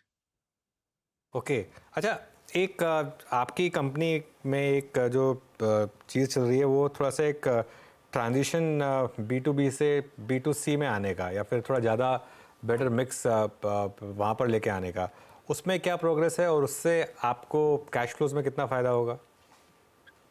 देखिए, ऑलरेडी इस साल हमने B2C business 47% of the total sale has come from B2C। ये हर साल बढ़ रही है। पिछले साल ये 43% थी, इस साल 47% हुई है, और इस साल मैं उम्मीद करता हूं कि ये 50% लेवल तक पहुंचेगी। और जहां तक कैश फ्लो का सवाल है, इसमें कैश फ्लो में थोड़ा फायदा होता है बिकॉज हम लोग डीलर से चैनल फाइनेंस के थ्रू अर्ली पेमेंट रिकवर कर पाते हैं। हमारा जो डेटर्स डेज हैं वो भी 7 से 10 दिन इस साल में कम हुए हैं। मार्जिन्स को लेकर आप कह रहे हैं एट द मोस्ट 11%, तो ये रॉ मटेरियल कॉस्ट की वजह से आप 11% की ही गाइडेंस दे रहे हैं FY25 के लिए? नहीं, इस साल भी हमारा जो टोटल EBITDA आया है पूरे साल का, वो 10.9% आया है। तो मैं गाइडेंस 11% की दे रहा हूँ, बाकी हम जरूर ट्राई करेंगे कि इसमें क्या ग्रोथ ला सकते हैं EBITDA में अभी, बट उसके लिए बहुत ज़्यादा फॉरवर्ड गाइडेंस देना मुश्किल है। ओके, फाइनल सवाल सर, किस तरह की कैपेसिटी आप एक्सपैंड करना चाहेंगे, क्योंकि कुछ कुछ एरियाज में आपने इनफैक्ट इंडिकेशंस दिए थे कि कैपेसिटी आप बढ़ाना चाहेंगे, कितना कैपिटल एलोकेशन होगा, कितनी कैपेसिटी आपकी ऑन ट्रैक आती हुई दिखाई देगी नेक्स्ट फिस्कल में ऑर्डर्स को सर्विस करने के लिए? पिछले साल हमारा टोटल कैपेक्स 400 करोड़ का रहा है, और इस साल रफली 150 करोड़ के करीब का कैपेक्स हमारा एग्जिस्टिंग प्लांट्स में होगा, और रफली 875 से 880 करोड़ का नए कैपेक्स जो आ रही है हमारी सानन में, उसमें आएगा। तो रफली 1000 करोड़ के करीब का कैपेक्स पूरे साल में फाइनेंशियल ईयर 24-25 में रहेगा, और इससे जो हमारा जो टारगेट है 16 से 17% ईयर ऑन ईयर ग्रोथ करने का, वो हमारा मीट हो जाएगा। और इवन जो नेक्स्ट ईयर भी हमारा कैपेक्स जो है 600 से 700 करोड़ रहेगा to complete our Sanan project, और ये हमें ग्रोथ देगा अगले 3-4 साल तक। 16-17% का ग्रोथ हमें मिलता रहेगा इस नई कैपेसिटी एडिशन की वजह से। बहुत बहुत शुक्रिया हमारे लिए समय निकालने के लिए, and good luck for FY25 sir. Thank you. KEI industries numbers वैसे अच्छे, लेकिन आज मार्केट की चाल ही इतनी बिगड़ी हुई है कि अच्छे नंबर्स में भी मुनाफा वसूली देखने को मिल रही है। अच्छा, इस बीच 22,411 के आसपास निफ्टी आपको दिखाई देगा, लेकिन एक चीज आपको ध्यान में रखनी है, स्टॉक्स जो अब तक अच्छी खासी तेजी में थे वहां पर भी मुनाफा वसूली का दबाव आने लगा है। मिसाल के तौर पर आप लेकर आइए NTPC का शेयर अब 2% नीचे। यहाँ पर धीरे धीरे करके मुनाफा वसूली सुबह में शुरू हुई थी, लेकिन अब ये काउंटर डे लो पर 360 के आसपास ट्रेड करता हुआ। टाटा कंज्यूमर प्रोडक्ट्स ऊपरी लेवल से फिर दबाव में आ रहा है, 0.5% का प्रेशर पिछले 10-15 मिनटों में। श्रीराम फाइनेंस के साथ ये हो रहा है। आप देखिएगा तो ITC, अल्ट्राटेक, ये कुछ स्टॉक्स है जहां पर कुछ और मुनाफा वसूली बनती हुई दिखाई दे रही है। तो लोग कोई कसर नहीं छोड़ रहे हैं यहाँ पर अपने प्रॉफिट्स को दरअसल बुक करने की, और जहां पर पैसा बना है उसे घर ले जाने की। हर्षदा, इसमें एक चीज़ है, निफ्टी का जो लो है अब 22,348, अब वहाँ से थोड़ा क्वेश्चन आ गया है, 22,416 पर आ गए हैं हम। ये एक अच्छी चीज़ है, और अगर 22,400 के ऊपर हम बंद हो गए तो मैं फिर कहूँगा एक बार कि थोड़ा सा लीप ऑफ फेथ रखें आप। लेकिन अगर 22,350 के नीचे अगर बंद होने लगे तो मैं कहूँगा कि फिर आप थोड़ा सा अब मार्केट से दूर हट जाएं और फ्रेश व्यू नेक्स्ट वीक लेंगे। जहाँ तक स्टॉक्स की बात है, ये बहुत क्यूरियस सा वीक रहा है। इसमें एक तो मिड वीक छुट्टी थी, इतना सब होने के बाद भी अगर निफ्टी यहाँ बंद हो गया तो एकदम फ्लैट होगा, एकदम फ्लैट होगा अगर यहाँ बंद हो गए तो। मिड कैप इंडेक्स भी एकदम फ्लैट होगा अगर यहाँ बंद हो गए तो। इस वीक में 2-3 हाईलाइट रही, एक तो इंडिया विक्स, दूसरा एफआईएस नेट लॉन्ग हो गए, और तीसरा अर्निंग्स में वायलेंट रिएक्शंस आई हैं। और ये एक प्रीकर्सर है, अगले हफ्ते और भी अर्निंग्स आनी है, वहाँ भी आपको इसी तरीके की हो सकता है कि वायलेंट रिएक्शन देखने को मिले दोनों साइड। कोफोज देखिए आप, और दूसरी तरफ पीएफसी देखिए, क्या मतलब 15-20% के मूव आ रहे हैं दोनों साइड में। ये इंटरेस्टिंग है मार्केट के लिए। जी हाँ, एब्सोल्यूट वाइल्ड स्विंग्स देखने को मिले। कुछ और ट्रेड्स आपकी स्क्रीन पर लेकर आते हैं, फिर बात करेंगे कुछ और कंपनियों से। एक तो आप स्क्रीन पर रखिएगा इस समय जहाँ पर वायदे में कुछ मुनाफा वसूली और बढ़ने लगी है। रियल एस्टेट स्टॉक्स में आप देखिए, दोपहर तक डीएलएफ कमजोर पड़ रहा था, ओबरॉय रियल्टी अब दबाव के घेरे में आता हुआ, गोदरेज प्रॉपर्टीज थोड़ा सा होल्ड आउट कर रहा है। लेकिन इन दोनों ही ट्रेड्स में सचिदानंद, ओबरॉय या डीएलएफ, क्या मंदी के दरवाजे खुल रहे हैं या फिर अभी भी स्कोप है वो तेजी में पोजीशन बनाए रखने का? आई थिंक दोनों स्टॉक्स में काफी समय से थोड़ी सी डिस्ट्रीब्यूशन के ही सिग्नल्स आ रहे हैं, बट अगर हम इमीडिएट ट्रेडिंग के लिहाज से देखें तो आई थिंक ओवरहेड का जिस तरीके से पैटर्न फॉर्मेशन है, एक डार्क क्लाउड कवर फॉर्मेशन है, तो ये क्लियर कट संकेत है यहाँ से और भी गिरावट के। तो मुझे लग रहा है यहाँ पर थोड़ा सा सतर्क रहना चाहिए। ऑन द लोअर साइड एक मीनिंगफुल सपोर्ट अभी यहाँ से लगभग अराउंड 14-15 के आसपास ही प्लेस्ड है, तो मुझे लग रहा है यहाँ पर फ्रेश शॉर्ट पोजीशंस डिप्लॉय किए जा सकते हैं on a pull back up to 1500। Stop loss आपको 1505 के आसपास लगाना है on a daily closing basis. Okay, चलिए, तो ये इस समय ओबरॉय रियल्टी, ये कुछ और ट्रेड्स आपके लिए। अब एक काम करते हैं, कुछ और स्टॉक्स की बात करते हैं। चौथी तिमाही में यूग्रो कैपिटल के नतीजे अच्छे रहे हैं। कंपनी की ब्याज से कमाई 25% बढ़ी है, जबकि मुनाफे में 131% का उछाल आया। इसके अलावा कंपनी ने 1300 करोड़ से ज़्यादा का फंड जुटाने का भी ऐलान किया है। इस पर बात करते हैं। कंपनी के फाउंडर एंड एमडी शचिंद्र नाथ जुड़ गए हैं हमारे साथ। शचिंद्र जी, गुड आफ्टरनून। और खैर नंबर्स की बात तो हम करेंगे, लेकिन पहले ये फंड रेजिंग की बात करते हैं, क्योंकि मैंने सुना है काफ़ी मार्की इन्वेस्टर्स ने आपके इस कंपनी में पैसा डाला है। पहले तो ज़रा बताइए कि कौन कौन से बड़े नाम हैं जिन्होंने इन्वेस्ट किया है, और क्या उनका ट्रस्ट फैक्टर रहा है जो उन्होंने इन्वेस्ट किया इतना? अनुज जी, जैसा आप जानते हैं कि यूग्रो 2018 में जब मैंने स्टार्ट की थी, इंडिया की पहली लिस्टेड स्टार्टअप है, और इसमें 4 बड़े प्राइवेट इक्विटी इन्वेस्टर ने मेरे साथ इन्वेस्ट किया। मेरे सेकेंड राउंड ऑफ कैपिटल में डेनमार्क गवर्नमेंट का फंड IFU ने इन्वेस्ट किया। हम ये कंटिन्यूसली ये सोच रहे थे कि कैसे, क्योंकि हम इंस्टीट्यूशनली ओन्ड हैं, हमारे थर्ड कैपिटल राउंड में मेरा ये मानना था कि अगर हम market domestic family office investors को ला सके तो जो स्टेबिलिटी इन कैपिटल स्ट्रक्चर है वो बढ़ेगी। एंड इसके लिए फिर हमने CCDU प्लस वारंट, बिकॉज एक फैमिली ऑफिस इन्वेस्टर को लाने के लिए कुछ तो अट्रैक्शन होना चाहिए, तो इस CCD प्लस वारंट का स्ट्रक्चर किया, और ये काफी अच्छा रहा। इसमें सम ऑफ द लाभ, तो एक तो हमारा एग्जिस्टिंग इन्वेस्टर समीना कैपिटल है, उसने 500 करोड़ का इन्वेस्टमेंट किया, तो on a fully diluted basis from 8% they will become now 20% once they warrants also convert. And जो टॉप 10 मार्की फैमिली ऑफिसेज हैं, family office of Mankind, family office of Patni family office has increased their stake, Ranjan Pai family offices, very marquee capital market investors, so on so forth. So ये एक बहुत अच्छा capital raise रहा। मुझको ऐसा लगता है ये ऐसे सेट ऑफ इन्वेस्टर हैं who can look beyond time horizon of 1 year, 2 year, 3 year, because ultimately by heart they are also entrepreneurs. Unlike institutional fund manager, which has to report an NAV, which has to manage portfolio, has to diversify, this capital structure and this sets of money would remain with us. And जो हमारी ये growth journey है, जो हम 2 साल में 3000 से 6000, 6000 से 9000, 7 करोड़ पैट 22 से 120 करोड़, और जो ये हमारा विजन है कि हम हिंदुस्तान की सबसे बड़ी SME फाइनेंसिंग कंपनी डेटा और टेक के थ्रू बनाएंगे, ये बहुत अच्छा कैपिटल स्ट्रक्चर हमने क्रिएट किया है।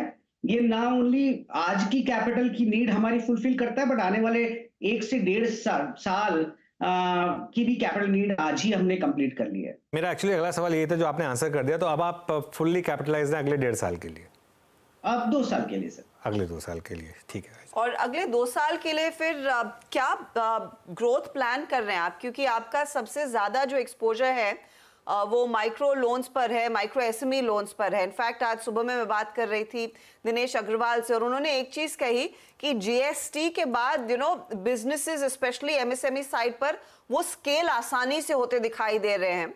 तो आपका एक्सपीरियंस क्या है, किस टिकट साइज के लोन्स आप सर्विस कर रहे हैं वहां पर, और इस सेगमेंट में कितनी ग्रोथ आप देख रहे हैं आते हुए? देखिए, मैं हमेशा ये बोलता हूँ कि हमारे जैसे प्रोफेशनल टर्न एंटरप्रेन्योर, इस कैपिटल राउंड में हमारी पूरी मैनेजमेंट टीम ने भी पैसे डाले हैं, हमारे कुछ डायरेक्टर्स ने भी पैसे डाले हैं। हमको कई चीज स्टैब्लिश करनी पड़ती है। हमने कैपिटल रेजिंग एबिलिटी स्टैब्लिश करी, हमने अपना डेटा प्लस टेक स्टैब्लिश किया, हमने अपना क्रेडिट मॉडल स्टैब्लिश किया और हमने ये दिखा दिया कि हम ग्रो कर सकते हैं। अब हम ये दिखा रहे हैं कि हम ग्रो और सिग्निफिकेंट प्रॉफिटेबिलिटी के साथ कर सकते हैं। सो ग्रोथ हमारी अगर 3, 6, 9 तो इतनी तो मिनिमम है ही है, लेकिन जो अब हम जो दिखाएंगे वो दिखाएंगे कि हम कैसे 2.5% से 4% आरओए पे जाएं, कैसे हम 10% आरओए से 16% आरओए पे जाएं। ये हमारा 8 से 10 क्वार्टर की जर्नी है। जहां हम फोकस कर रहे हैं, हम फोकस करते हैं कस्टमर जो 15 लाख टर्नओवर से 15 करोड़ टर्नओवर में है और उसकी हर नीड, हमारा तो प्रोप्राइटरी प्लेटफॉर्म है जीएसटी बैंकिंग और ब्यूरो का, उसकी हर नीड को सर्विस करते हैं। बट जो सबसे बड़ा सेगमेंट हम फोकस करेंगे नेक्स्ट आने वाले 2 साल में is our micro enterprise segment. So हम 75 ब्रांच से इस साल के एंड पे 250 ब्रांच और उसके बाद 400 ब्रांच तक जाएंगे। और हमारी ये ब्रांचेस अब एक बहुत ही यूनिक प्रोपोजिशन लेके आई है। हमारे जितने पीयर सेट हैं वो या तो 3 लाख का 5 लाख का लैब देते हैं या 6 लाख का लैब देते हैं। हम बहुत सारी चीज अपने कस्टमर को दे सकते हैं। हम उनको 5 तरह की मशीनरी की फाइनेंसिंग प्रोवाइड कर सकते हैं, हम उनको रूफटॉप सोलर दे सकते हैं, हम बड़ा टिकट की जरूरत हो तो वो कर सकते हैं, अगर वो रिटेलर है तो हम उसको रिटेलर फाइनेंसिंग दे सकते हैं, अगर उसको सेल्स इनवॉइस डिस्काउंटिंग चाहिए तो वो दे सकते हैं। ये सारा प्रोपोजिशन इन नेक्स्ट 2 साल में हमारे 400 लोकेशन में अवेलेबल होगा। And that is why this would be very unique company of serving the need of MSMEs for every type of their need. 30 दिन से लेके 10 साल तक के लोन और हर टाइप के कोलैटरल और प्रोडक्ट में हम प्रोवाइड नहीं, वो मैं समझ गया। शचिंद्र जी, इसमें आप फिर अपने आप को प्रोटेक्ट कैसे करते हैं? क्योंकि देखिए क्या है, अभी एमएसएमई है, ऑब्वियसली इकोनॉमी ग्रो कर रही है, एमएसएमई ग्रो कर रहे हैं, लेकिन इसमें कुछ एक्सीडेंट्स भी हो सकते हैं, होंगे ही, तो फिर वो एक रिस्क फैक्टर रहेगा। बहुत अच्छा सवाल है आपका। 2 तरह से इसको देखना चाहिए। एक देखना चाहिए 12 महीने का व्यू एक कस्टमर पे और एक लॉन्ग टर्म व्यू। हमारा जो ये डेटा एनालिटिक्स प्लेटफॉर्म है जिसको हम ग्रो स्कोर बोलते हैं, जब ये 2 साल का जीएसटी उठाता है और 2 साल की बैंकिंग उठाता है और उसका ब्यूरो उठाता है, तो ये एक कस्टमर को रेट कर पाता है इन ABCDE, और 12 महीने में इस कस्टमर में क्या होगा वो हमको मशीन बताती है। अब जब ये कस्टमर की नीड बड़ी है और लॉन्गर टेनर की है, तब वहां कोलैटरल प्ले करता है। इसीलिए 70% ऑफ हमारी लोन बुक कोलैटरलाइज्ड होती है। उसमें हर टाइप की सिक्योरिटी होती है। अगर छोटा लोन या बड़ा लोन है और 6 साल का है तो हम प्रॉपर्टी एज ए कोलैटरल लेते हैं। अगर मशीनरी के अगेंस्ट लोन ले रहा है तो हम ये इंश्योर करते हैं कि 2 साल से ज्यादा की मशीनरी का टेन्योर का लोन नहीं हो, या 3 साल, और वो मशीनरी का टाइप ऐसा हो जो रिपोजेस करके तुरंत बिक जाती है। तो इसका बहुत बड़ा एक मेथड है। हमारा हर प्रोडक्ट लाइन का एक जीएनपीए टारगेट है और एक क्रेडिट कॉस्ट, तो एंड उसका कर्व हमको बताता है कि हम 2% के आसपास रहेंगे। अगर बहुत माहौल खराब हुआ, कोविड हुआ तो नहीं बता सकते, बट इसके अलावा अगर जीडीपी 7 की जगह 4% ग्रोथ पे आ गई तो क्रेडिट कॉस्ट हो सकता है 20% से बढ़ जाए। 7 से अगर 12 पहुंच गई तो क्रेडिट कॉस्ट सेम ही रह जाएगी। पर ये हमारा डिजाइन ऑफ क्रेडिट फिलॉसफी है। ये by product, by tenure, by collateral and A portfolio mix, जिसकी वजह से हम ये मानते हैं कि हम 2% क्रेडिट कॉस्ट के अंदर रहेंगे। सचिंद्र, अब मैं आपसे पूछना ये चाहूंगी, आपके जो FY24 के अंत में जो AUM था वो नियरली 9,000 करोड़ का है। FY25 में आप क्या टारगेट कर रहे हैं? आपने एक एक्विजिशन भी अनाउंस किया है, माई शुभ लाइफ, वो खास क्या आपके लिए करेगा? बिल्कुल, ये पहले मैं हमेशा कोशिश करता था कि सबको बताऊं कि हमारा एस्पिरेशन क्या है। अभी मैं थोड़ा सा इसमें लोगों को ऐसा लगता है कि अगर आप वो वाले नंबर बोलते फिर अचीव नहीं करते तो आप पेनलाइज होंगे, इसलिए अभी मैंने थोड़ा नैरेटिव चेंज किया है। तो मैं बोलता हूँ इतना तो मान के चलिए कि जितना हम ग्रोथ कर चुके हैं उतनी तो करेंगे ही, और हो सकता है हम आपको थोड़ा पॉजिटिव सरप्राइज दे। तो ये एक तो इस पे हो गया। दूसरा, माई शुभ लाइफ बहुत ही यूनिक है हमारे लिए। हम एक समस्या को नहीं सॉल्व कर पा रहे थे। एक छोटा व्यापारी जब वो जिसको एक 50,000 रुपए का लोन चाहिए जो वो नेक्स्ट 1 महीने में वापस कर सकता है, और जो पैसा क्यूआर कोड के थ्रू रिसीव करता है और क्यूआर कोड के थ्रू करता है, और उसका सारा पैसा एक पेमेंट बैंक या एक वॉलेट में जाता है, उस पे क्रेडिट कैसे करें ये हम नहीं सॉल्व कर पाए थे, बिकॉज उसके लिए बहुत डीप टेक्नोलॉजी चाहिए। माई शुभ लाइफ एक वीसी फंडेड प्लेटफॉर्म है जिसने विगत 8-9 सालों में इसको क्रैक कर लिया है। तो चाहे एयरटेल पेमेंट बैंक हो, चाहे फीनो हो, चाहे all of this payment platform में ये फुल्ली इंटीग्रेटेड है, बट इनको बैलेंस शीट नहीं थी। ये हमारे साथ पार्टनरशिप करने आए तो हमने बोला आप पार्टनरशिप जरूर करिए, बट ऐसा क्यों नहीं करते कि आपके शेयर होल्डर को हम यूग्रो के शेयर दे देते हैं, जिससे वो आने वाले 3-4 साल में यूग्रो के शेयर की वैल्यू जो बढ़ेगी उससे उनको बेनिफिट मिलेगा, और मैनेजमेंट टीम को ये बेनिफिट होगा कि उनको हमारी बैलेंस शीट पावर मिलेगी, और इस सेगमेंट ऑफ द मार्केट को हम सॉल्व कर पाएंगे। जहां जहां ये इंटीग्रेटेड है, अगर उसका मर्चेंट बेस देखें तो करीब 20-1 लाख का है, और हम ये बोल रहे हैं कि उसमें कम से कम 2 लाख नए मर्चेंट रिटेल हम ला पाएंगे, और इंक्रीमेंटल 100 करोड़ तक का पैट नेक्स्ट 3 साल में हम माई शुभ लाइफ से यूरो में ऐड कर पाएंगे। सचिंद्र जी, आई कम्प्लीटली अंडरस्टैंड आपका विजन और जिस तरह से आप बिजनेस ग्रो कर रहे हैं, इट्स क्वाइट इंटरेस्टिंग जिस तरह के फैमिली ऑफिसेज और फंड्स ने आपको बैक किया है, लेकिन आपका stake, and correct me if I am wrong, March end तक इज जस्ट अराउंड 0.05%, और of course Poshika Advisory is 2.18%. ये कम नहीं हुआ? haven't you spread yourself too thin? तो देखिए, हमारे देश में 2 तरह के लोग हैं। मैंने आपको बोला, एक लक्ष्मी से ब्लेस्ड है, एक सरस्वती से ब्लेस्ड है। एक प्रोफेशनल जब एंटरप्रेन्योर टर्न करता है और उस अपने लाइफ टाइम सेविंग लगाता है, करीब 20-21 करोड़ रुपए मेरे पास 2018 में थे, उससे मैंने चौखानी सिक्योर एक्वायर की और उसी दिन 1000 करोड़ की कैपिटल रेज कर ली, तो मैं उसी दिन डाइल्यूट हो गया। फाइनेंशियल सर्विसेज और लेंडिंग बिजनेस में concentrated holding of a one shareholder and full control of that is a recipe for disaster. We have seen multiple such incidents. The safest financial institution in India and globally have got built by professionals whose equity stake doesn't matter. Their rigor, their vision and their commitment and passion what matters. चाहे वो HDFC में दीपक पारेख जी हो, चाहे आदित्य पुरी जी हो, चाहे Equitas में वासु हो, हम सब अल्टीमेटली ओन नहीं करेंगे कंपनियां।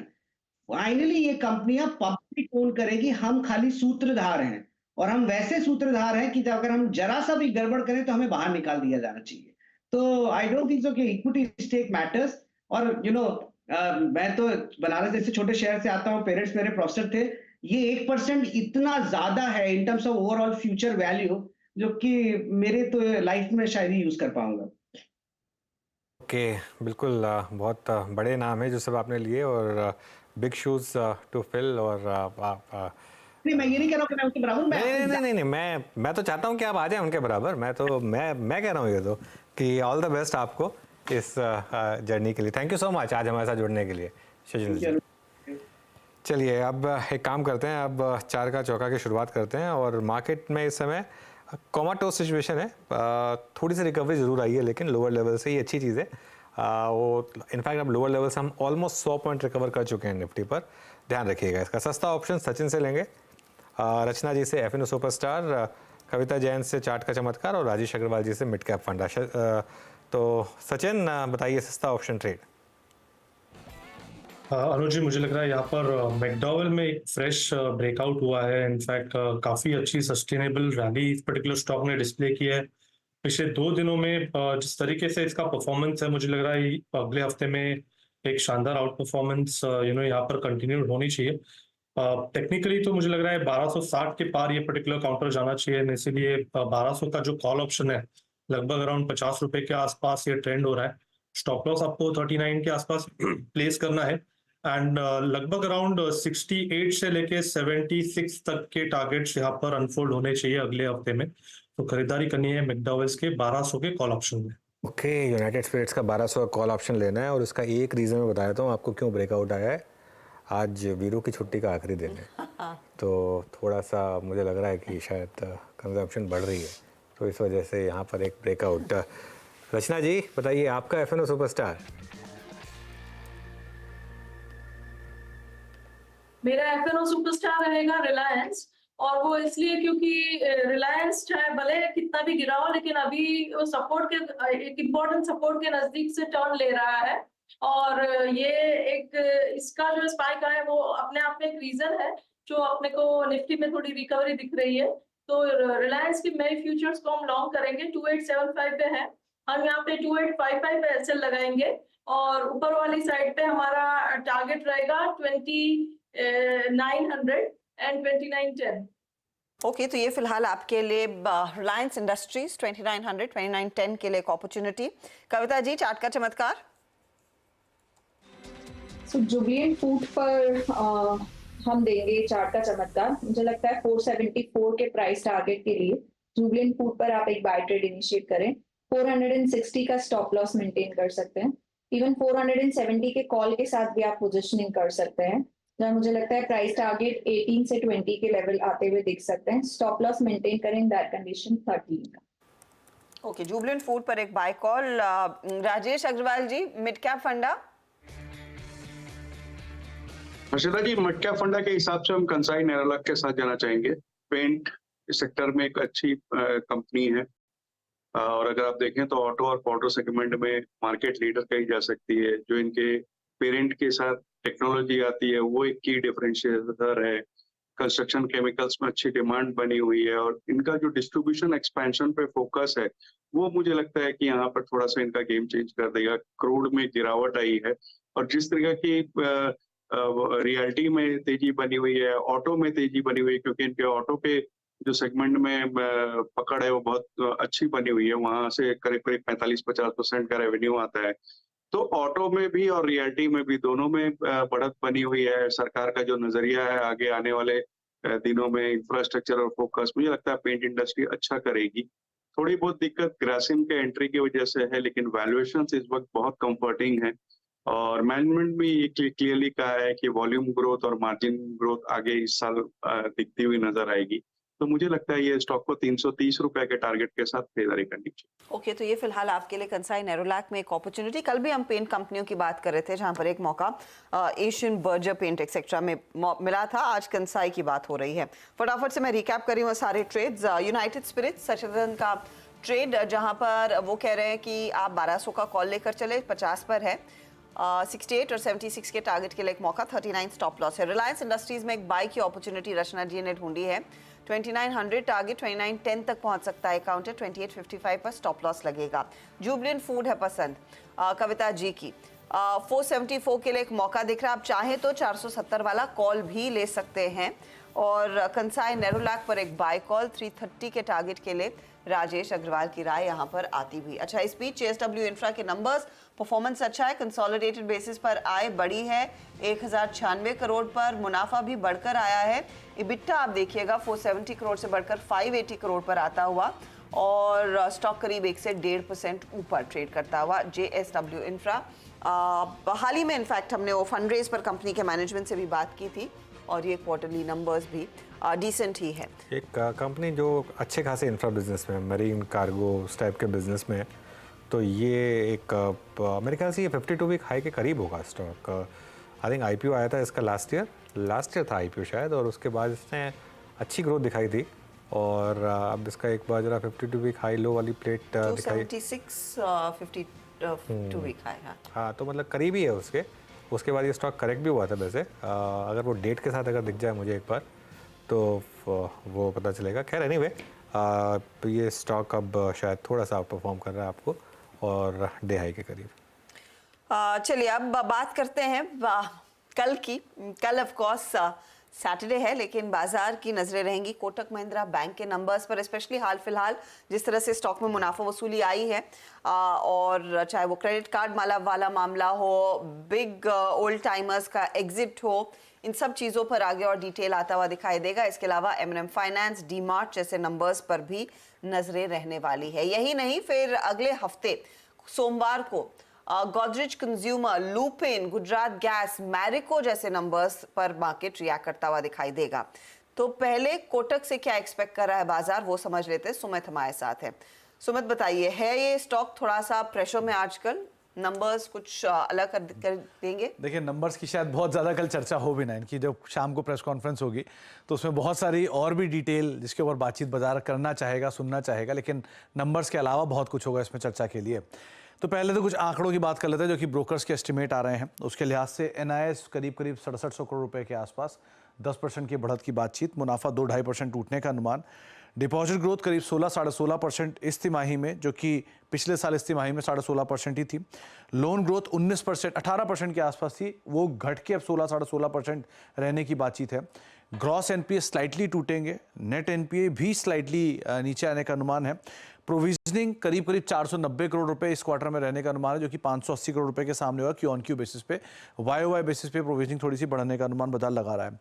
Q-on-Q नंबर्स इनके बेटर साइड पे रहेंगे इस क्वार्टर के अंदर, YoY के कंपैरिजन में थोड़ा बेटर साइड पर रहेगा, मतलब बहुत अच्छा नहीं, लेकिन हाँ फ्लैट टू पॉजिटिव साइड पे बाजार अनुमान लगा रहा है। लोन ग्रोथ ठीक ठाक रहेगी, मार्जिन्स थोड़े से कंप्रेस होंगे, लेकिन 10 बेसिस पॉइंट 20 बेसिस पॉइंट की कंप्रेशन की बातचीत है। और असेट क्वालिटी कंट्रोल्ड साइड पर रहने का अनुमान है। लेकिन इस तिमाही में एग्जिट्स के ऊपर बातचीत, क्रेडिट कार्ड कारोबार के ऊपर बातचीत, गोइंग फॉरवर्ड क्या इनकी विजिबिलिटी बनती है नंबर्स को लेकर, उस पर बातचीत, कैसा टीम रहेगा आगे, उसके ऊपर काम बातचीत। तो बहुत सारे सवाल नंबर्स के अलावा भी होने वाले हैं, तो उसके ऊपर आपको जरूर नजर रखनी होगी। बिल्कुल। कोटक महिंद्रा बैंक, ध्यान रखिएगा नंबर्स ये वाले जो हैं शायद इतने इंपॉर्टेंट ना हो, क्योंकि बैकवर्ड लुकिंग नंबर्स हैं और जो दिखते वाली चीज़ें हुई हैं वो उसके बाद हुई हैं। चाहे वो डिप्टी MD मंजन साहब का छोड़ना हो, चाहे वो RBI के रिस्ट्रिक्शंस हों, और ये स्टॉक अब रुक ही नहीं रहा है एक वन वे स्लाइड पर। और जब भी RBI का एक्शन आता है नॉर्मली इस तरीके की डीलिंग होती है यहाँ पर। राजेश अग्रवाल जी, क्या लीप ऑफ फेथ लेकर अब यहाँ बाय किया जाए, या कंसिडरिंग RBI का एक्शन और मैनेजमेंट रीशफल अब यहाँ पर थोड़ा पैसा बनने में टाइम लगेगा? देखिए, टाइम बिल्कुल लगेगा, लेकिन पैसा बनेगा ये निश्चित है, क्योंकि बैंक अच्छा खासा कारोबार कर रही है, एसेट क्वालिटी स्टेबल है, लोन डिपॉजिट ग्रोथ ठीक ठाक आ रही है 15-16% के आसपास। हालांकि बॉटम लाइन इस बार फ्लैट आएगी, लेकिन हमें ये नहीं भूलना चाहिए कि इसकी जो सब्सिडरीज हैं वो भी बहुत अच्छा परफॉर्म कर रही है। आज की डेट में अगर आप देखें तो इनके प्राइस टू बुक जो है वो वैल्यूएशन प्राइस टू बुक पे जो है वो हिस्टोरिकल लो पे है। तो जो भी नेगेटिव्स थी, फिर वो चाहे RBI की रजिस्ट्रिक्शन की हो या मनियर साहब के रिजिग्नेशन की हो और भी दूसरी चीजें हैं, मुझे लगता है वो प्राइस में डिस्काउंटेड है।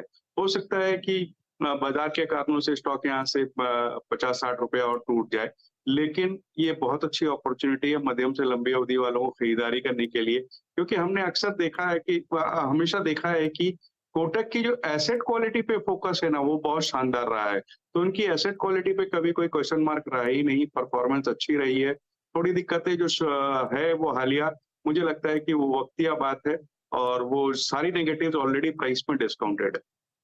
नेगेटिव्स प्राइस में डिस्काउंटेड, होपफुली यहाँ से आगे और क्रैक्स नहीं आएंगे। कल तो इनफैक्ट डीमार्ट के भी नंबर्स आएंगे। सुमित, क्या एक्सपेक्ट कर रहा है मार्केट उधर? तो डीमार्ट के केस में अगर कुछ चीज़ें तो हमें ऑलरेडी पता है, क्योंकि डीमार्ट अपने Q4 अपडेट के अंदर मेजरली कुछ चीज़ें तो डिटेल में बता ही चुका होता है। लेकिन जो अनुमान लगाया जा रहा है कि रेवेन्यूज़ करीब 19.8% बढ़कर करीब 12,393 करोड़ रुपए के आसपास रहने का अनुमान है YoY बेसिस पर। ये रेवेन्यू ग्रोथ 14% के आसपास रहेगी। स्टोर एडिशन करीब 12-12.5% बढ़ने का अनुमान है YoY बेसिस पर। 365 स्टोर्स के आसपास रहेगा, लेकिन एक बढ़िया पिकअप अगर आप देखेंगे तो स्टोर वाइज स्टोर एडिशन में देखने को मिला। पहले स्लो पेस था, लेकिन सडनली उस पेस के अंदर एक बड़ा जंप देखने को मिला। तो 24 के आसपास नए स्टोर्स खोले हैं। एबिटा को लेकर अलग अलग ब्रोकरेज हाउसेस का अलग अलग एक्सपेक्टेशन है। कुछ ब्रोकरेज हाउसेस मान रहे हैं कि 998 करोड़, कुछ मान रहे हैं 991 करोड़, कुछ ब्रोकर्स मान रहे हैं 956 करोड़। तो मोटा मोटा मान लिया 960 से 970 करोड़ के बीच में कहीं बीटा का एक अनुमान बाजार लगाकर चल रहा है। नॉन FMCG कारोबार और जो डीमार्ट रेडी है उनके बिजनेस को लेकर कंपनी किस तरह की ग्रोथ देगी, ये पार्ट को बाजार जरूर नजर रखेगा। लेकिन कुछ हद तक नंबर्स को ये ऑलरेडी Q4 में अपडेट में दे चुके हैं। सो बाकी डिटेल्स आप इस तरह से देखने को मिल सकती हैं। ओके, तो ये बात होगी डीमार्ट की। गोदरेज CP यहाँ से क्या एक्सपेक्ट करें? गोदरेज कंज्यूमर के केस में देखिए 2-3 चीज़ें बड़ी क्रूशियल हैं। तो मार्जिन फ्रंट पर जो लास्ट क्वार्टर के मार्जिन थे या लास्ट ईयर के मार्जिन थे, मोर और लेस उसी लाइन में मार्जिन आने का अनुमान लगाकर चल रहा है। कुछ कारोबार की क्योंकि शफलिंग हुई है, इन्होंने रेमंड से कारोबार खरीदा था और वो कारोबार इनके पास पोर्टफोलियो में आ गया, तो स्लोली एंड स्टेडली वर्कआउट करता हुआ दिखाई पड़ेगा। वॉल्यूम ग्रोथ करीब करीब 11 से 12% के आसपास कंसोलिडेटेड बेसिस पे रहेगी, और बाकी एक स्टैंड लोन बेसिस पे अगर आप देखेंगे तो 7 से 8% के आसपास के मार्जिन की बातचीत बाजार अनुमान लगाकर चल रहा है। कंसो मार्जिन जो पिछले साल 11 थे, पिछले क्वार्टर में 12% के आसपास थे।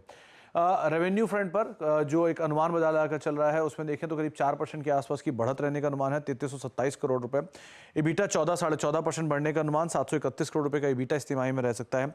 मार्जिन 20 से बढ़कर 22% इस तिमाही में रहने का अनुमान, और मुनाफे फ्रंट पे 480 करोड़ रुपए का मुनाफा जो कि 452 करोड़ से वाई बेसिस पे आता हुआ दिखाई पड़ेगा। एक वॉल्यूम के केस में तो डबल डिजिट का नंबर रहने का अनुमान है ही, लेकिन जो इनके डोमेस्टिक ऑर्गेनिक वॉल्यूम है वो करीब 6 से लेकर 8% के आसपास रहने का अनुमान बाजार लगाकर चल रहा है। इंडोनेशियन बिजनेस में डबल डिजिट वॉल्यूम ग्रोथ की बातचीत है, और इंडियन बिजनेस में high single digit volume growth की बातचीत है। और अफ्रीकन कारोबार में जो एक हिस्सा बेचा था उसका एक वन टाइम आपको शायद नंबर में दिखाई पड़े, लेकिन ओवरऑल नंबर जो है वो more less flat to positive side पे इस क्वार्टर में आप एक्सपेक्ट कर सकते हैं। पॉजिटिव नंबर स्टॉक वैसे आप देखिए पिछले 6 महीनों में एक डिसेंट परफॉर्मर रहा है। इसमें राजेश जी क्या कुछ अपॉर्चुनिटी है और गेन्स की? राजेश सातपुते। हर्षदा जी देखिए, गोदरेज कंज्यूमर का अगर आप चार्ट देखें तो ये अपने इंपॉर्टेंट मूविंग एवरेजेस के ऊपर है, ब्रेकआउट दिया हुआ है, लेकिन ब्रेकआउट के बाद ये कंसोलिडेशन है। तो मुझे लगता है हर्षदा जी यहाँ पे एक मोमेंटम बाकी है, 1300-1320 तक का टारगेट लेके काम करे। स्टॉप लॉस मेंटेन करना पड़ेगा करीबन 1230 का। ओके, तो ये फिलहाल आपके लिए Godrej consumer, of course Avenue supermart, ये दोनों एफएमसीजी कंपनियां जिन पर नजरें रहेंगी। अच्छा, लुपिन भी नंबर्स अपने पोस्ट करने वाला है। सुमित, यहाँ मार्केट की एक्सपेक्टेशन क्या है? देखिए, लुपिन के केस में क्यू ऑन क्यू बेसिस पे जो नंबर्स रहेंगे वो फ्लैट टू नेगेटिव साइड पर आते हुए दिखाई पड़ सकते हैं आपको, लेकिन वाई बेसिस पे जो नंबर है वो रोबस्ट दिखेंगे। 17% की ग्रोथ की बातचीत है रेवेन्यूज में, 5202 करोड़ रुपए। मुनाफा डबल होने का, दोगुना बढ़ने का अनुमान, 546 करोड़ रुपए के आसपास मुनाफा आएगा। मार्जिन भी इनफैक्ट 13.5% से 19.5% है। ऑब्वियसली एक लो बेस है, उसकी वजह से नंबर्स अच्छे आ रहे हैं। और इबिटा फ्रंट पर भी करीब 70% के आसपास की बढ़त है वाई बेसिस पर।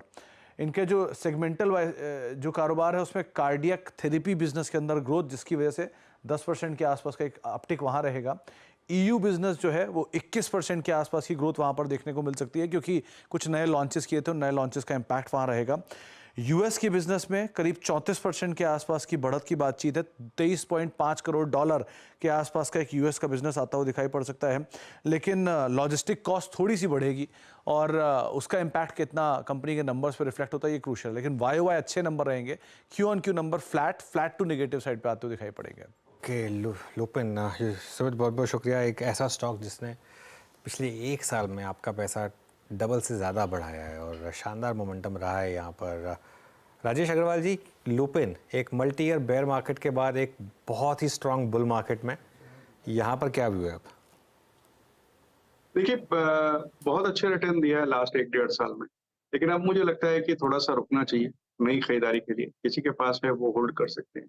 नई खरीदारी नंबर्स आ जाएं, उसके बाद अगर कुछ बहुत पॉजिटिव कमेंट्री आए तो वही ध्यान देंगे, अदरवाइज इस वक्त खरीदारी की सलाह नहीं रहेगी।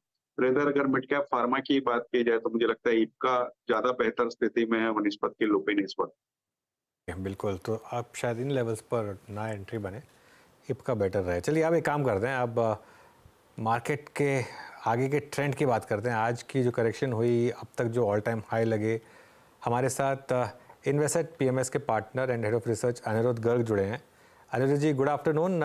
तो पहले तो आज के लिए कुछ सुना क्या आपने मार्केट में, क्यों आज इतनी शार्प करेक्शन आई ऑल टाइम हाई लगाने के बाद?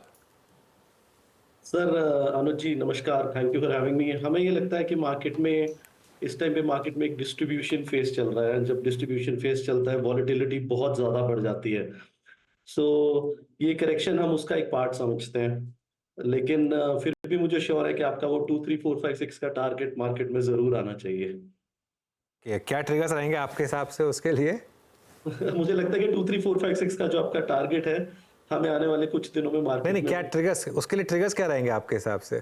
सर ट्रिगर्स यही है अनुज जी के मार्केट में एक, अगर आप जो मार्केट के लीडर सेगमेंट्स हैं अगर आप उनको देखें, जो कि है स्मॉल कैप, जो पिछली 1-1.5 साल से जिनमें सबसे ज्यादा पैसा क्रिएट हुआ है, उनमें क्लियर साइंस ऑफ डिस्ट्रीब्यूशन दिखते हैं।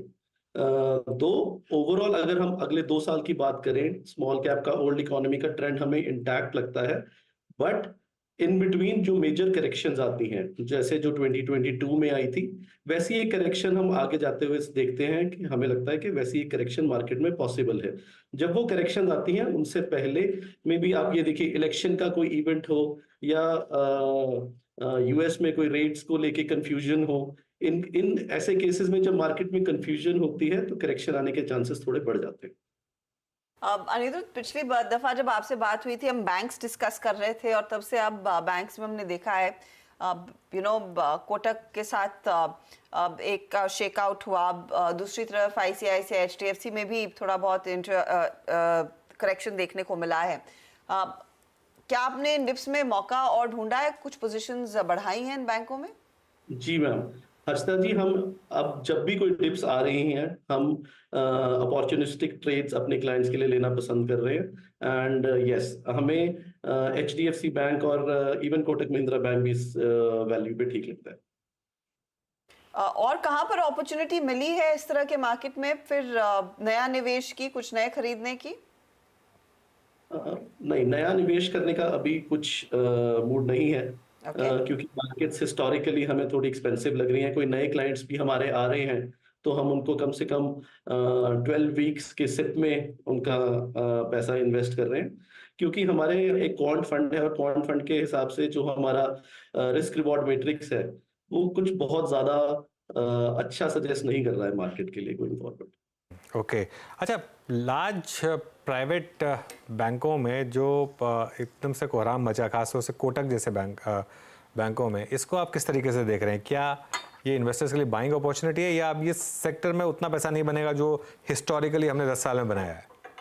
अनुज जी, लेंडिंग एक बहुत ही ट्रिकी बिजनेस है। आप ये देखिए, मैं ये बिलीव करता हूँ और मैंने ये ईयर ऑन ईयर पिछले 15-20 साल में देखा है कि जिसने सबसे ज्यादा लेंडिंग करी पिछले 10 सालों में, उसके अगले 10 साल उसके लिए प्रॉब्लमैटिक होते हैं। अब अगर हम पीएसयू बैंक्स की बात करें, हमने देखा सन 2000 से लेकर 2008 तक पीएसयू बैंक्स ने बहुत अच्छी लेंडिंग करी, 2010 तक यहाँ तक बहुत अच्छी लेंडिंग करी, और 2010 के बाद 2020 तक वेरियस क्वालिटी इश्यूज और इन सब को लेके 10 साल उन्होंने बहुत अंडर परफॉर्म किया। अगर हम प्राइवेट सेक्टर बैंक्स की बात करें, कोटक और एचडीएफसी जैसे दिग्गजों की बात करें, तो ये बहुत ही सुपीरियर क्वालिटी मैनेजमेंट है। मैं एप्पल और ऑरेंजेस को कंपेयर नहीं कर रहा हूं, बट ओवरऑल आप देखिए कि कुछ ना कुछ प्रॉब्लम्स कहीं ना कहीं से 10 साल की सक्सेसफुल लेंडिंग के बाद देखने को मिल जाती हैं। इनके केस में क्या हुआ कि इनके जो प्राइस मल्टीपल्स थे वो इतने ज्यादा हो गए कि वर्ल्ड के मोस्ट एक्सपेंसिव बैंक्स में इनकी they became the most expensive banks in the world, specially Kotak. अब कुछ ना कुछ किसी ना किसी तरह की प्रॉब्लम्स आ रही हैं, ये स्वाभाविक है। आई थिंक अगर आप देखें रिस्क रिवॉर्ड रेशियो, हमें हम पिछले कुछ टाइम से कह रहे हैं पब्लिक सेक्टर बैंक्स में ज्यादा अच्छी लगती हैं because of the relativity that we cater to. And लेकिन कोटक महिंद्रा बैंक भी हमें इस पॉइंट ऑफ व्यू से ऐसे लगता है कि जब ऐसी कोई बैड न्यूज आती है ऐसे दिग्गज क्वालिटी कंपनीज में, तो वो कंपनीज आपके बाय मोड में आ जाती है। तो कोटक महिंद्रा बैंक हमें यहाँ से ठीक लगता है। टेक्नोलॉजी पर आप एक्यूमुलेशन करें पर धीरे धीरे सिप्स में, डिप्स में, सिप्स में कोटक जैसे ट्रेड्स फिर लिए जा सकते हैं। टेक्नोलॉजी पर अब आपका कितना एक्सपोजर है अनिरुद्ध? टेक्नोलॉजी में हमारा exposure around 15% of the portfolio है। वो भी हमारे लार्ज कैप टेक्नोलॉजी में ही एक्सपोजर है, जो दो हमें लगता है कि ये लीडर्स तो नहीं रहेंगे अगले 2 सालों के लिए, but again large cap technology जब एक particular buy zone value zone में आ जाती है तो उसमें टारगेट बेस्ड इन्वेस्टिंग करी जा सकती है। आप अपना टारगेट इंटैक्ट रखिए, उसको मत छोड़िए, लेकिन स्टॉप लॉस की यहाँ पे हमें लगता है कि कोई जरूरत नहीं है टेक्नोलॉजी में, क्योंकि ये अच्छी कंपनीज हैं। जब ये इनमें सब कुछ ग्लूमी लगता है, ऐसा लगता है कि यहाँ से चीजें अच्छी नहीं होंगी, ये तभी बाउंस बैक करती हैं। तो हम इन्फोसिस वगैरह पे यहाँ से नेगेटिव तो नहीं है। नेगेटिव तो नहीं है यहाँ पर, ठीक है। तो ये एक और सेक्टर हो गया। अच्छा, एक स्पेस जहाँ पर काफ़ी पैसा बना है वो है ये पावर वाली finance companies, PFC, REC, PSUs. यहाँ आपके पोर्टफोलियो में कुछ स्टॉक्स हैं क्या? इन स्टॉक्स पर क्या व्यू है? सर पीएफसी आरईसी हमारे पोर्टफोलियो का एक बहुत मेजर पार्ट था जनवरी एंड तक। जनवरी एंड में जब हमारी ग्रोथ स्टेज खत्म हुई और हम क्वालिटी स्टेज में एंटर करे तो हमारा पीएफसी और आरईसी को जो एक्सपोजर था वो रिड्यूस हो गया।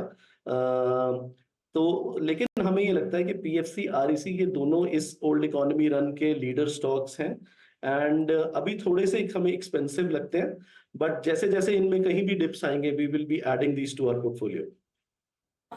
लार्जर यूनिवर्स जो इस समय एनबीएफसीज की है, कंसिडरिंग बजाज फाइनेंस में एक अच्छा स्ट्रॉन्ग पुल बैक देखने को मिला, श्रीराम फाइनेंस के नंबर्स अच्छे थे, चोला के नतीजे अच्छे थे और इस पूरे हफ्ते इन्हीं 3-4 स्टॉक्स ने इनफैक्ट एनबीएफसीज में सबसे ज्यादा पैसा बनाकर दिया भी है।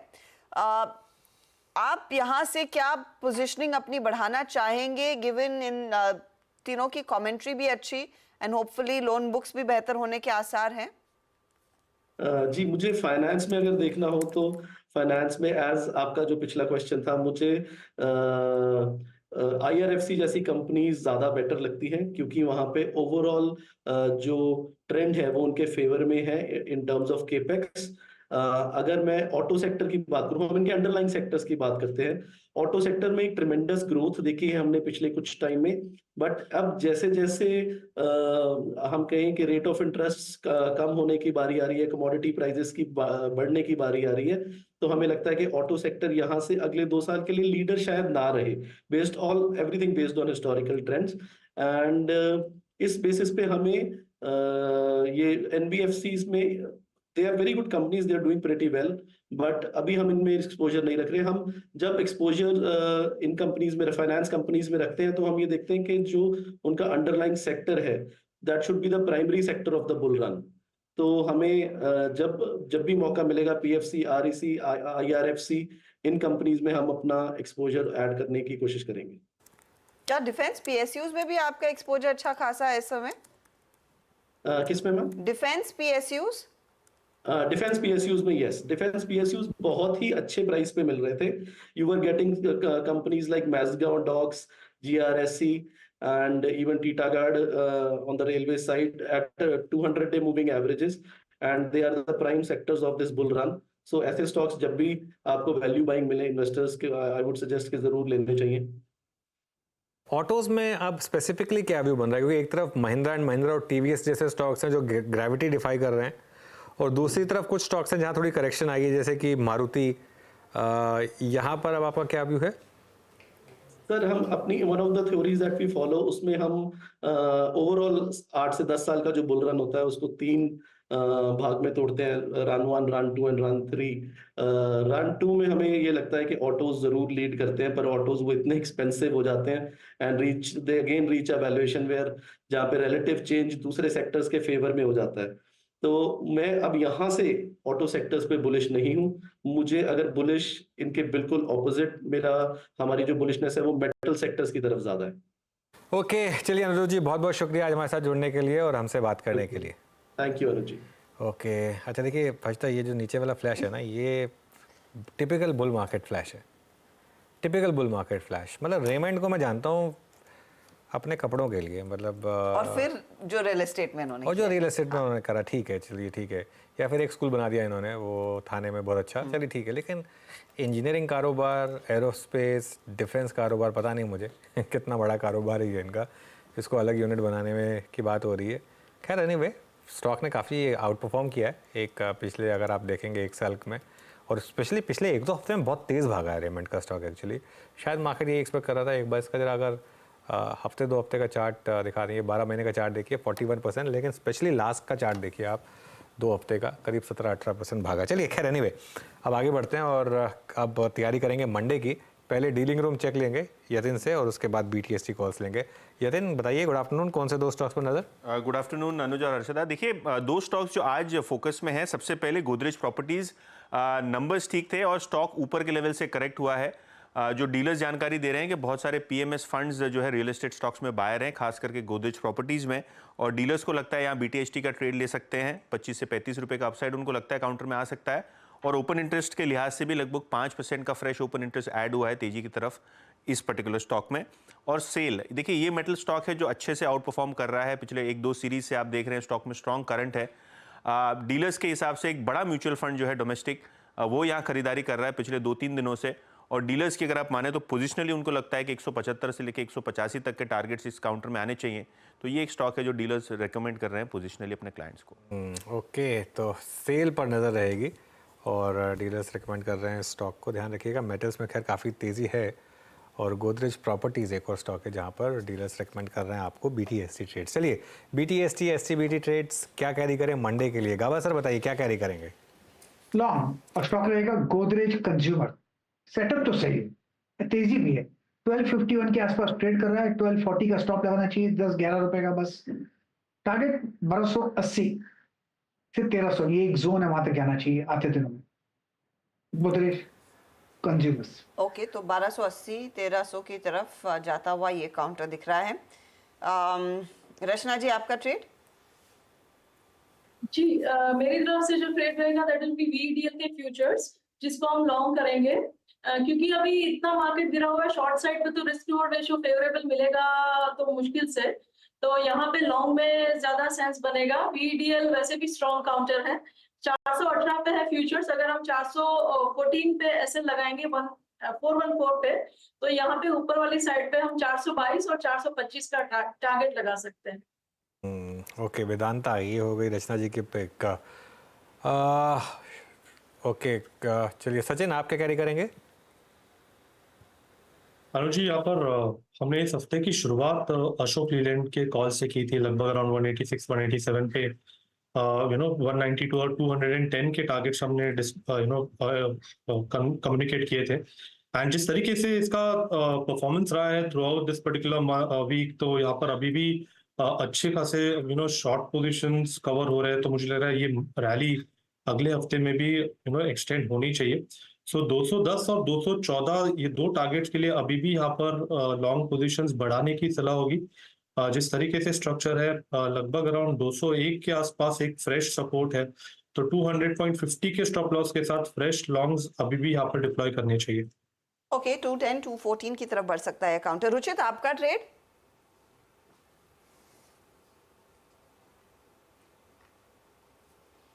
आप शायद म्यूट पर हैं रुचित।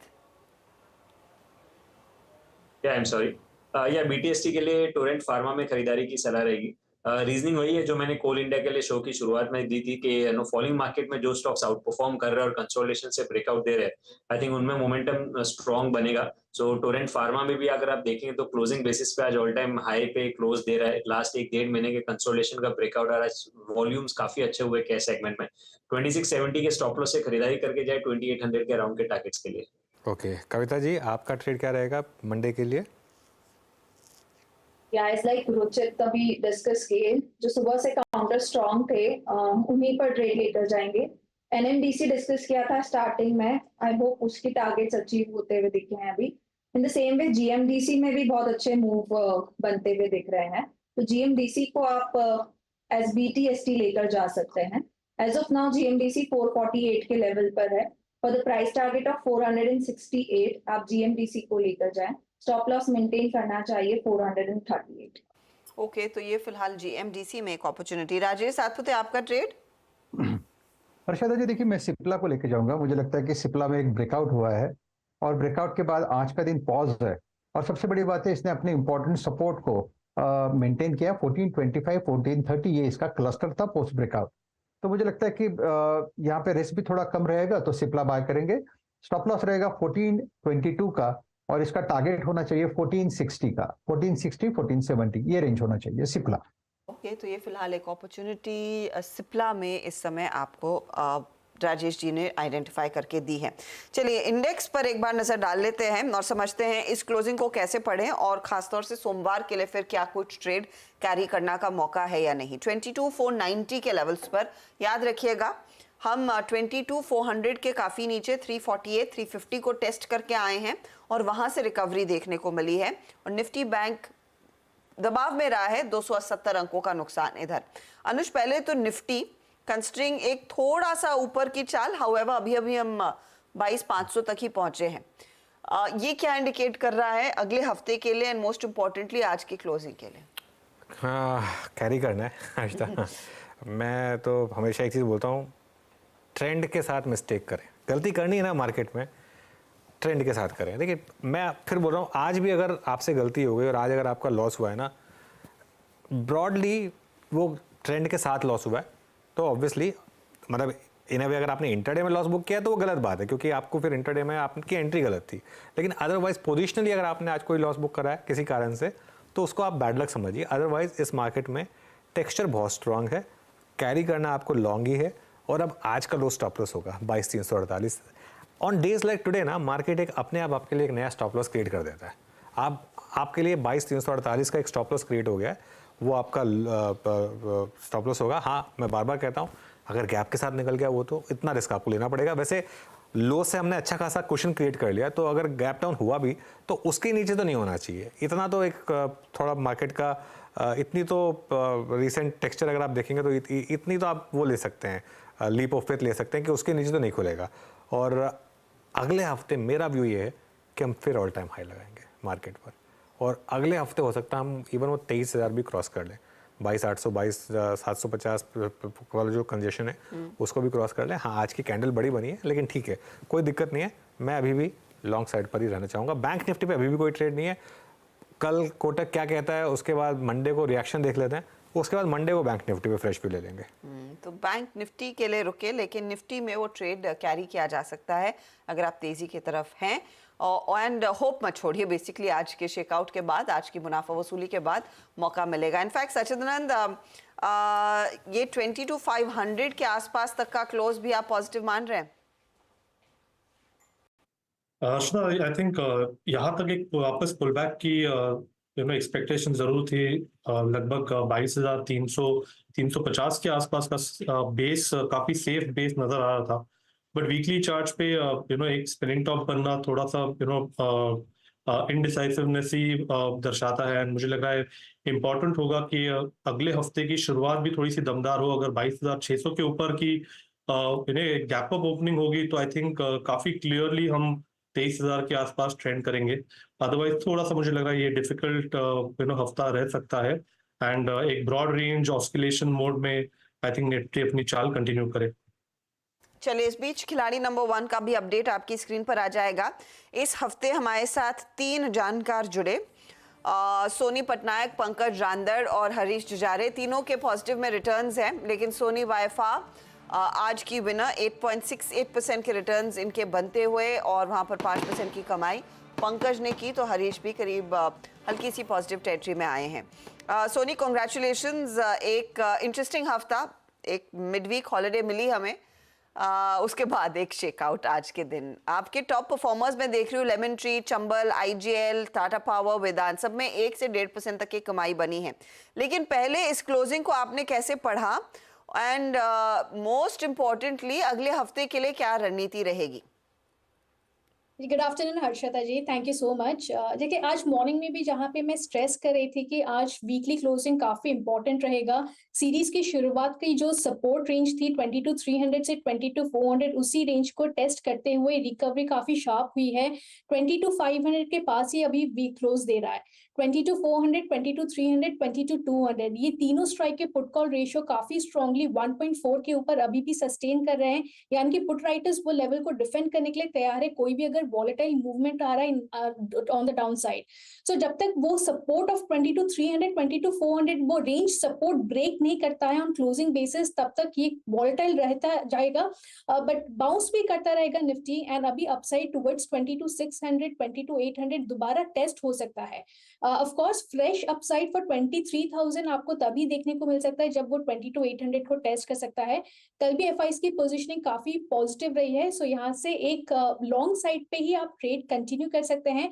22,300 के स्टॉप लॉस के साथ होल्ड कर सकते हैं नेक्स्ट वीक के लिए भी। मोस्ट लाइकली 22,600, 22,800 रेंज को दोबारा टेस्ट कर सकता है। सिमिलरली फॉर बैंक निफ्टी में भी 48,600, 48,500 के काफी स्ट्रॉन्ग सपोर्ट है और वहां पे पुट राइटिंग बहुत एग्रेसिवली कंटिन्यू हो रहा है। So as long as Bank Nifty 48,500 के नीचे क्लोज नहीं देता है, तब तक एक साइडवेज ट्रेंड बनेगा बैंक निफ्टी में। फ्रॉम करंट लेवल्स टू 49,300, 49,500 एक लेवल्स नजर आते हैं for next week. Good luck to you. शुक्रिया हमारे लिए इस हफ्ते समय निकालने के लिए। एक इंटरेस्टिंग हफ्ता खिलाड़ी नंबर 1 के खिलाड़ियों के बीच भी रहा है। अच्छा, इस बीच हिंदुस्तान कॉपर फटाफट से आपकी स्क्रीन पर लेकर आते हैं। यहाँ पर अचानक वो मूव बनता दिखाई दिया है, लेकर आइएगा प्लीज।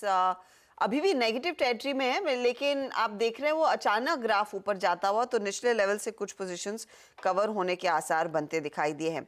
वायदे बाजार का अपडेट डायरेक्टर साहब क्या है हमारे पास? बैन में जाने की तैयारी यहाँ पर जी एंटरटेनमेंट, बलरामपुर चीनी और जीएमआर एयरपोर्ट। जीएमआर एयरपोर्ट पे हमने देखा है काफी मुनाफा वसूली हुई है आज, और साथ में बैन में जा रहा है। ये काफ़ी इंटरेस्टिंग है, बैन में जा रहा है, लेकिन ठीक है, ये सब चलता रहता है। स्टॉक जीएमआर का 90-95 क्रॉस नहीं कर पा रहा है। आई थिंक वहाँ थोड़ी दिक्कत है। एक बार उसको क्रॉस करेगा तो शायद ठीक ठाक हो रहेगा। अच्छा, अतुल पर कुछ अपडेट्स आ रहे हैं, मैं ज़रा देखूँगा आज क्या है, क्योंकि आज स्टॉक ऊपर था। उसके अलावा और कौन से स्टॉक्स हैं? कोटक देखिए आप आज तक। आई थिंक मार्केट की अब सबसे बड़ी दिक्कत कोटक बैंक की है। एक बार बैंक निफ्टी का कंट्रीब्यूशन देख लेते हैं। सारे स्टॉक्स रिकवर हुए आखिरी के 1 घंटे में, पूरी मार्केट रिकवर हुई, कोटक रिकवर नहीं हुआ। कोटक डे लो पर बंद हो रहा है, और कोटक का कंट्रीब्यूशन 61 पॉइंट का, और एचडीएफसी बैंक के 2 स्टॉक्स हैं जो इस समय अभी भी नेगेटिव कंट्रीब्यूशन के साथ ही यहाँ पर घर जा रहे हैं। काबा सर, कोटक महिंद्रा बैंक, क्या एक पोजिशनल शॉट यहाँ पर अब बनने लगा है? एक्चुअली ब्रेकडाउन तो बहुत अच्छा हुआ है 1750 के आसपास, उसके बाद लगातार ट्रेड लोअर कर रहा है, 1547 पे ट्रेड कर रहा है। ये पोजिशनल शॉट बन सकता है। स्टॉप लगाना पड़ेगा कहीं 1600 का, और छोड़ देना चाहिए। पॉसिबल है कि अभी 1547 तो फर्स्ट लॉजिकल सपोर्ट रहेगा 1500 का, लेकिन मुझे लगता है वो भी ब्रीच हो जाएगा, और शायद 1400 पॉसिबल है कोटक महिंद्रा बैंक में। तो अगर कोटक महिंद्रा बैंक निफ्टी नीचे जाएगा तो बैंक निफ्टी की हालत होगी। तो मुझे लगता है वीकनेस तो है कोटक महिंद्रा बैंक।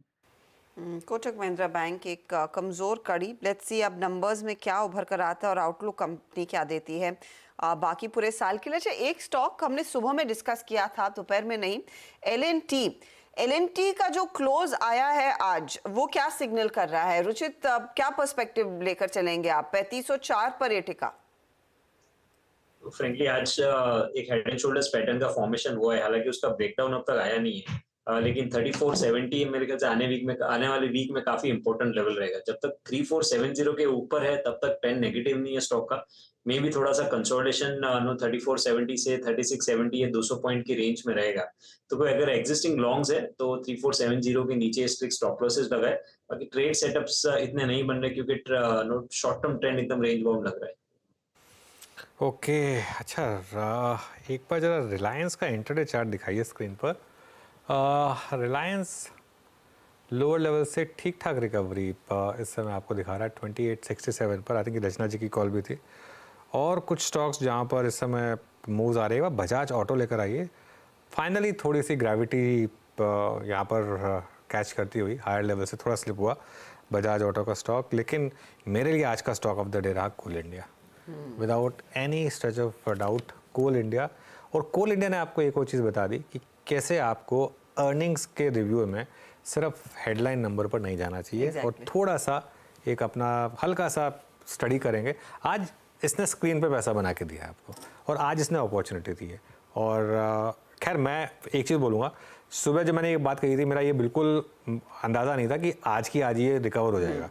मेरा व्यू ये था कि अगर नीचे खुले तो एक बाइंग अपॉर्चुनिटी होगी इन्वेस्टर्स के लिए। ट्रेडिंग में पैसा बन जाएगा अलग बात है, लेकिन इन्वेस्टर्स के लिए वो बाइंग अपॉर्चुनिटी होगी, क्योंकि नंबर्स इतने ख़राब नहीं है। प्लस आगे का व्यू देखिए, जो ये देश है उसमें कोल के रिक्वायरमेंट के हिसाब से, और जो इसकी डिविडेंड यील्ड और वैल्यूएशन है, उन सब चीज़ों को जोड़िए। हम कई बार ना सिर्फ एक नंबर पे चले जाते हैं। हमको हमेशा देखना चाहिए कि स्टॉक पोजीशन कहाँ पर है, वैल्यूएशंस कहाँ पर हैं, उसकी डिविडेंड यील्ड कहाँ पर है। 52 वीक हाई से पहले ही करेक्ट हो चुका था, तो एक लग रहा था कि शायद ज़्यादा करेक्शन टिकेगी नहीं यहाँ पर, लेकिन खैर ये नहीं पता था कि आज ही 5% भाग जाएगा। और जाते जाते यहाँ पर तेजी हुई है, लगभग 5% के गेन्स कोल इंडिया में। इस पर अगले हफ्ते के लिए किन लेवल्स की तैयारी हो रही है? राजेश जी चार्ट देख पाएंगे आप? राजेश सातपुते। हर्षदा जी देखिए, मुझे लगता है कि कोल इंडिया में क्लियर ब्रेकआउट है। It's inverted head and shoulder price formation, and according to formation इसका टारगेट आएगा 460 प्लस 40, तो 500 प्लस का टारगेट लेके काम होना चाहिए।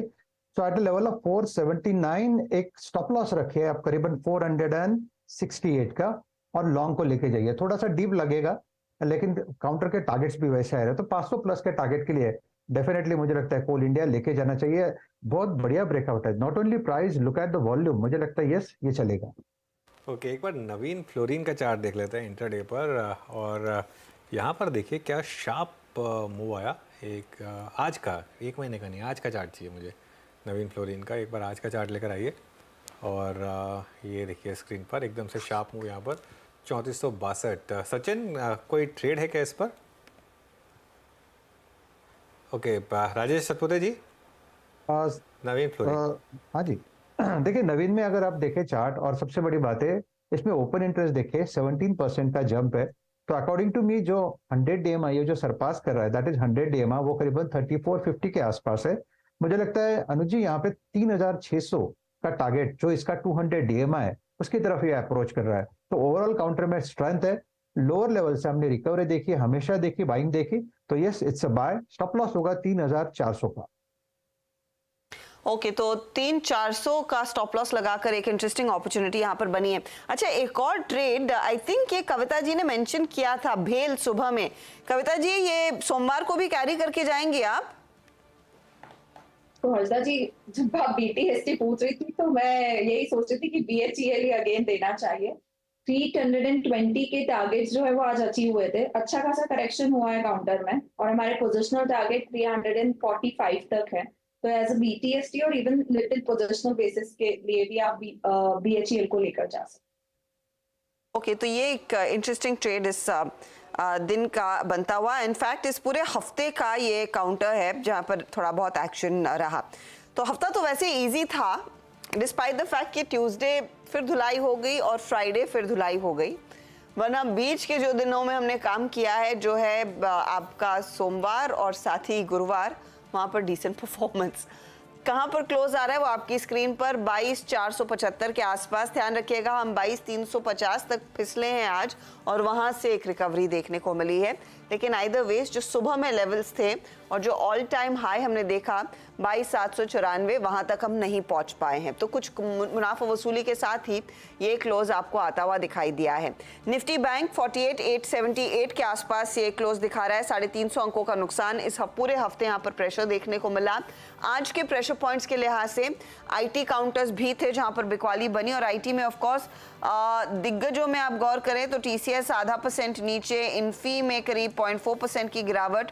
जो टूटा है सबसे ज्यादा वो ऑफ कोर्स कोफोर्ज है, जहां पर हमने देखा FY25 का गाइडेंस जो कंपनी ने नहीं दिया, सिर्फ मार्जिन पर उन्होंने उल्लेख किया, वो सुनकर बाजार निराश। 10% की गिरावट पर ये काउंटर जाकर क्लोज हो रहा है।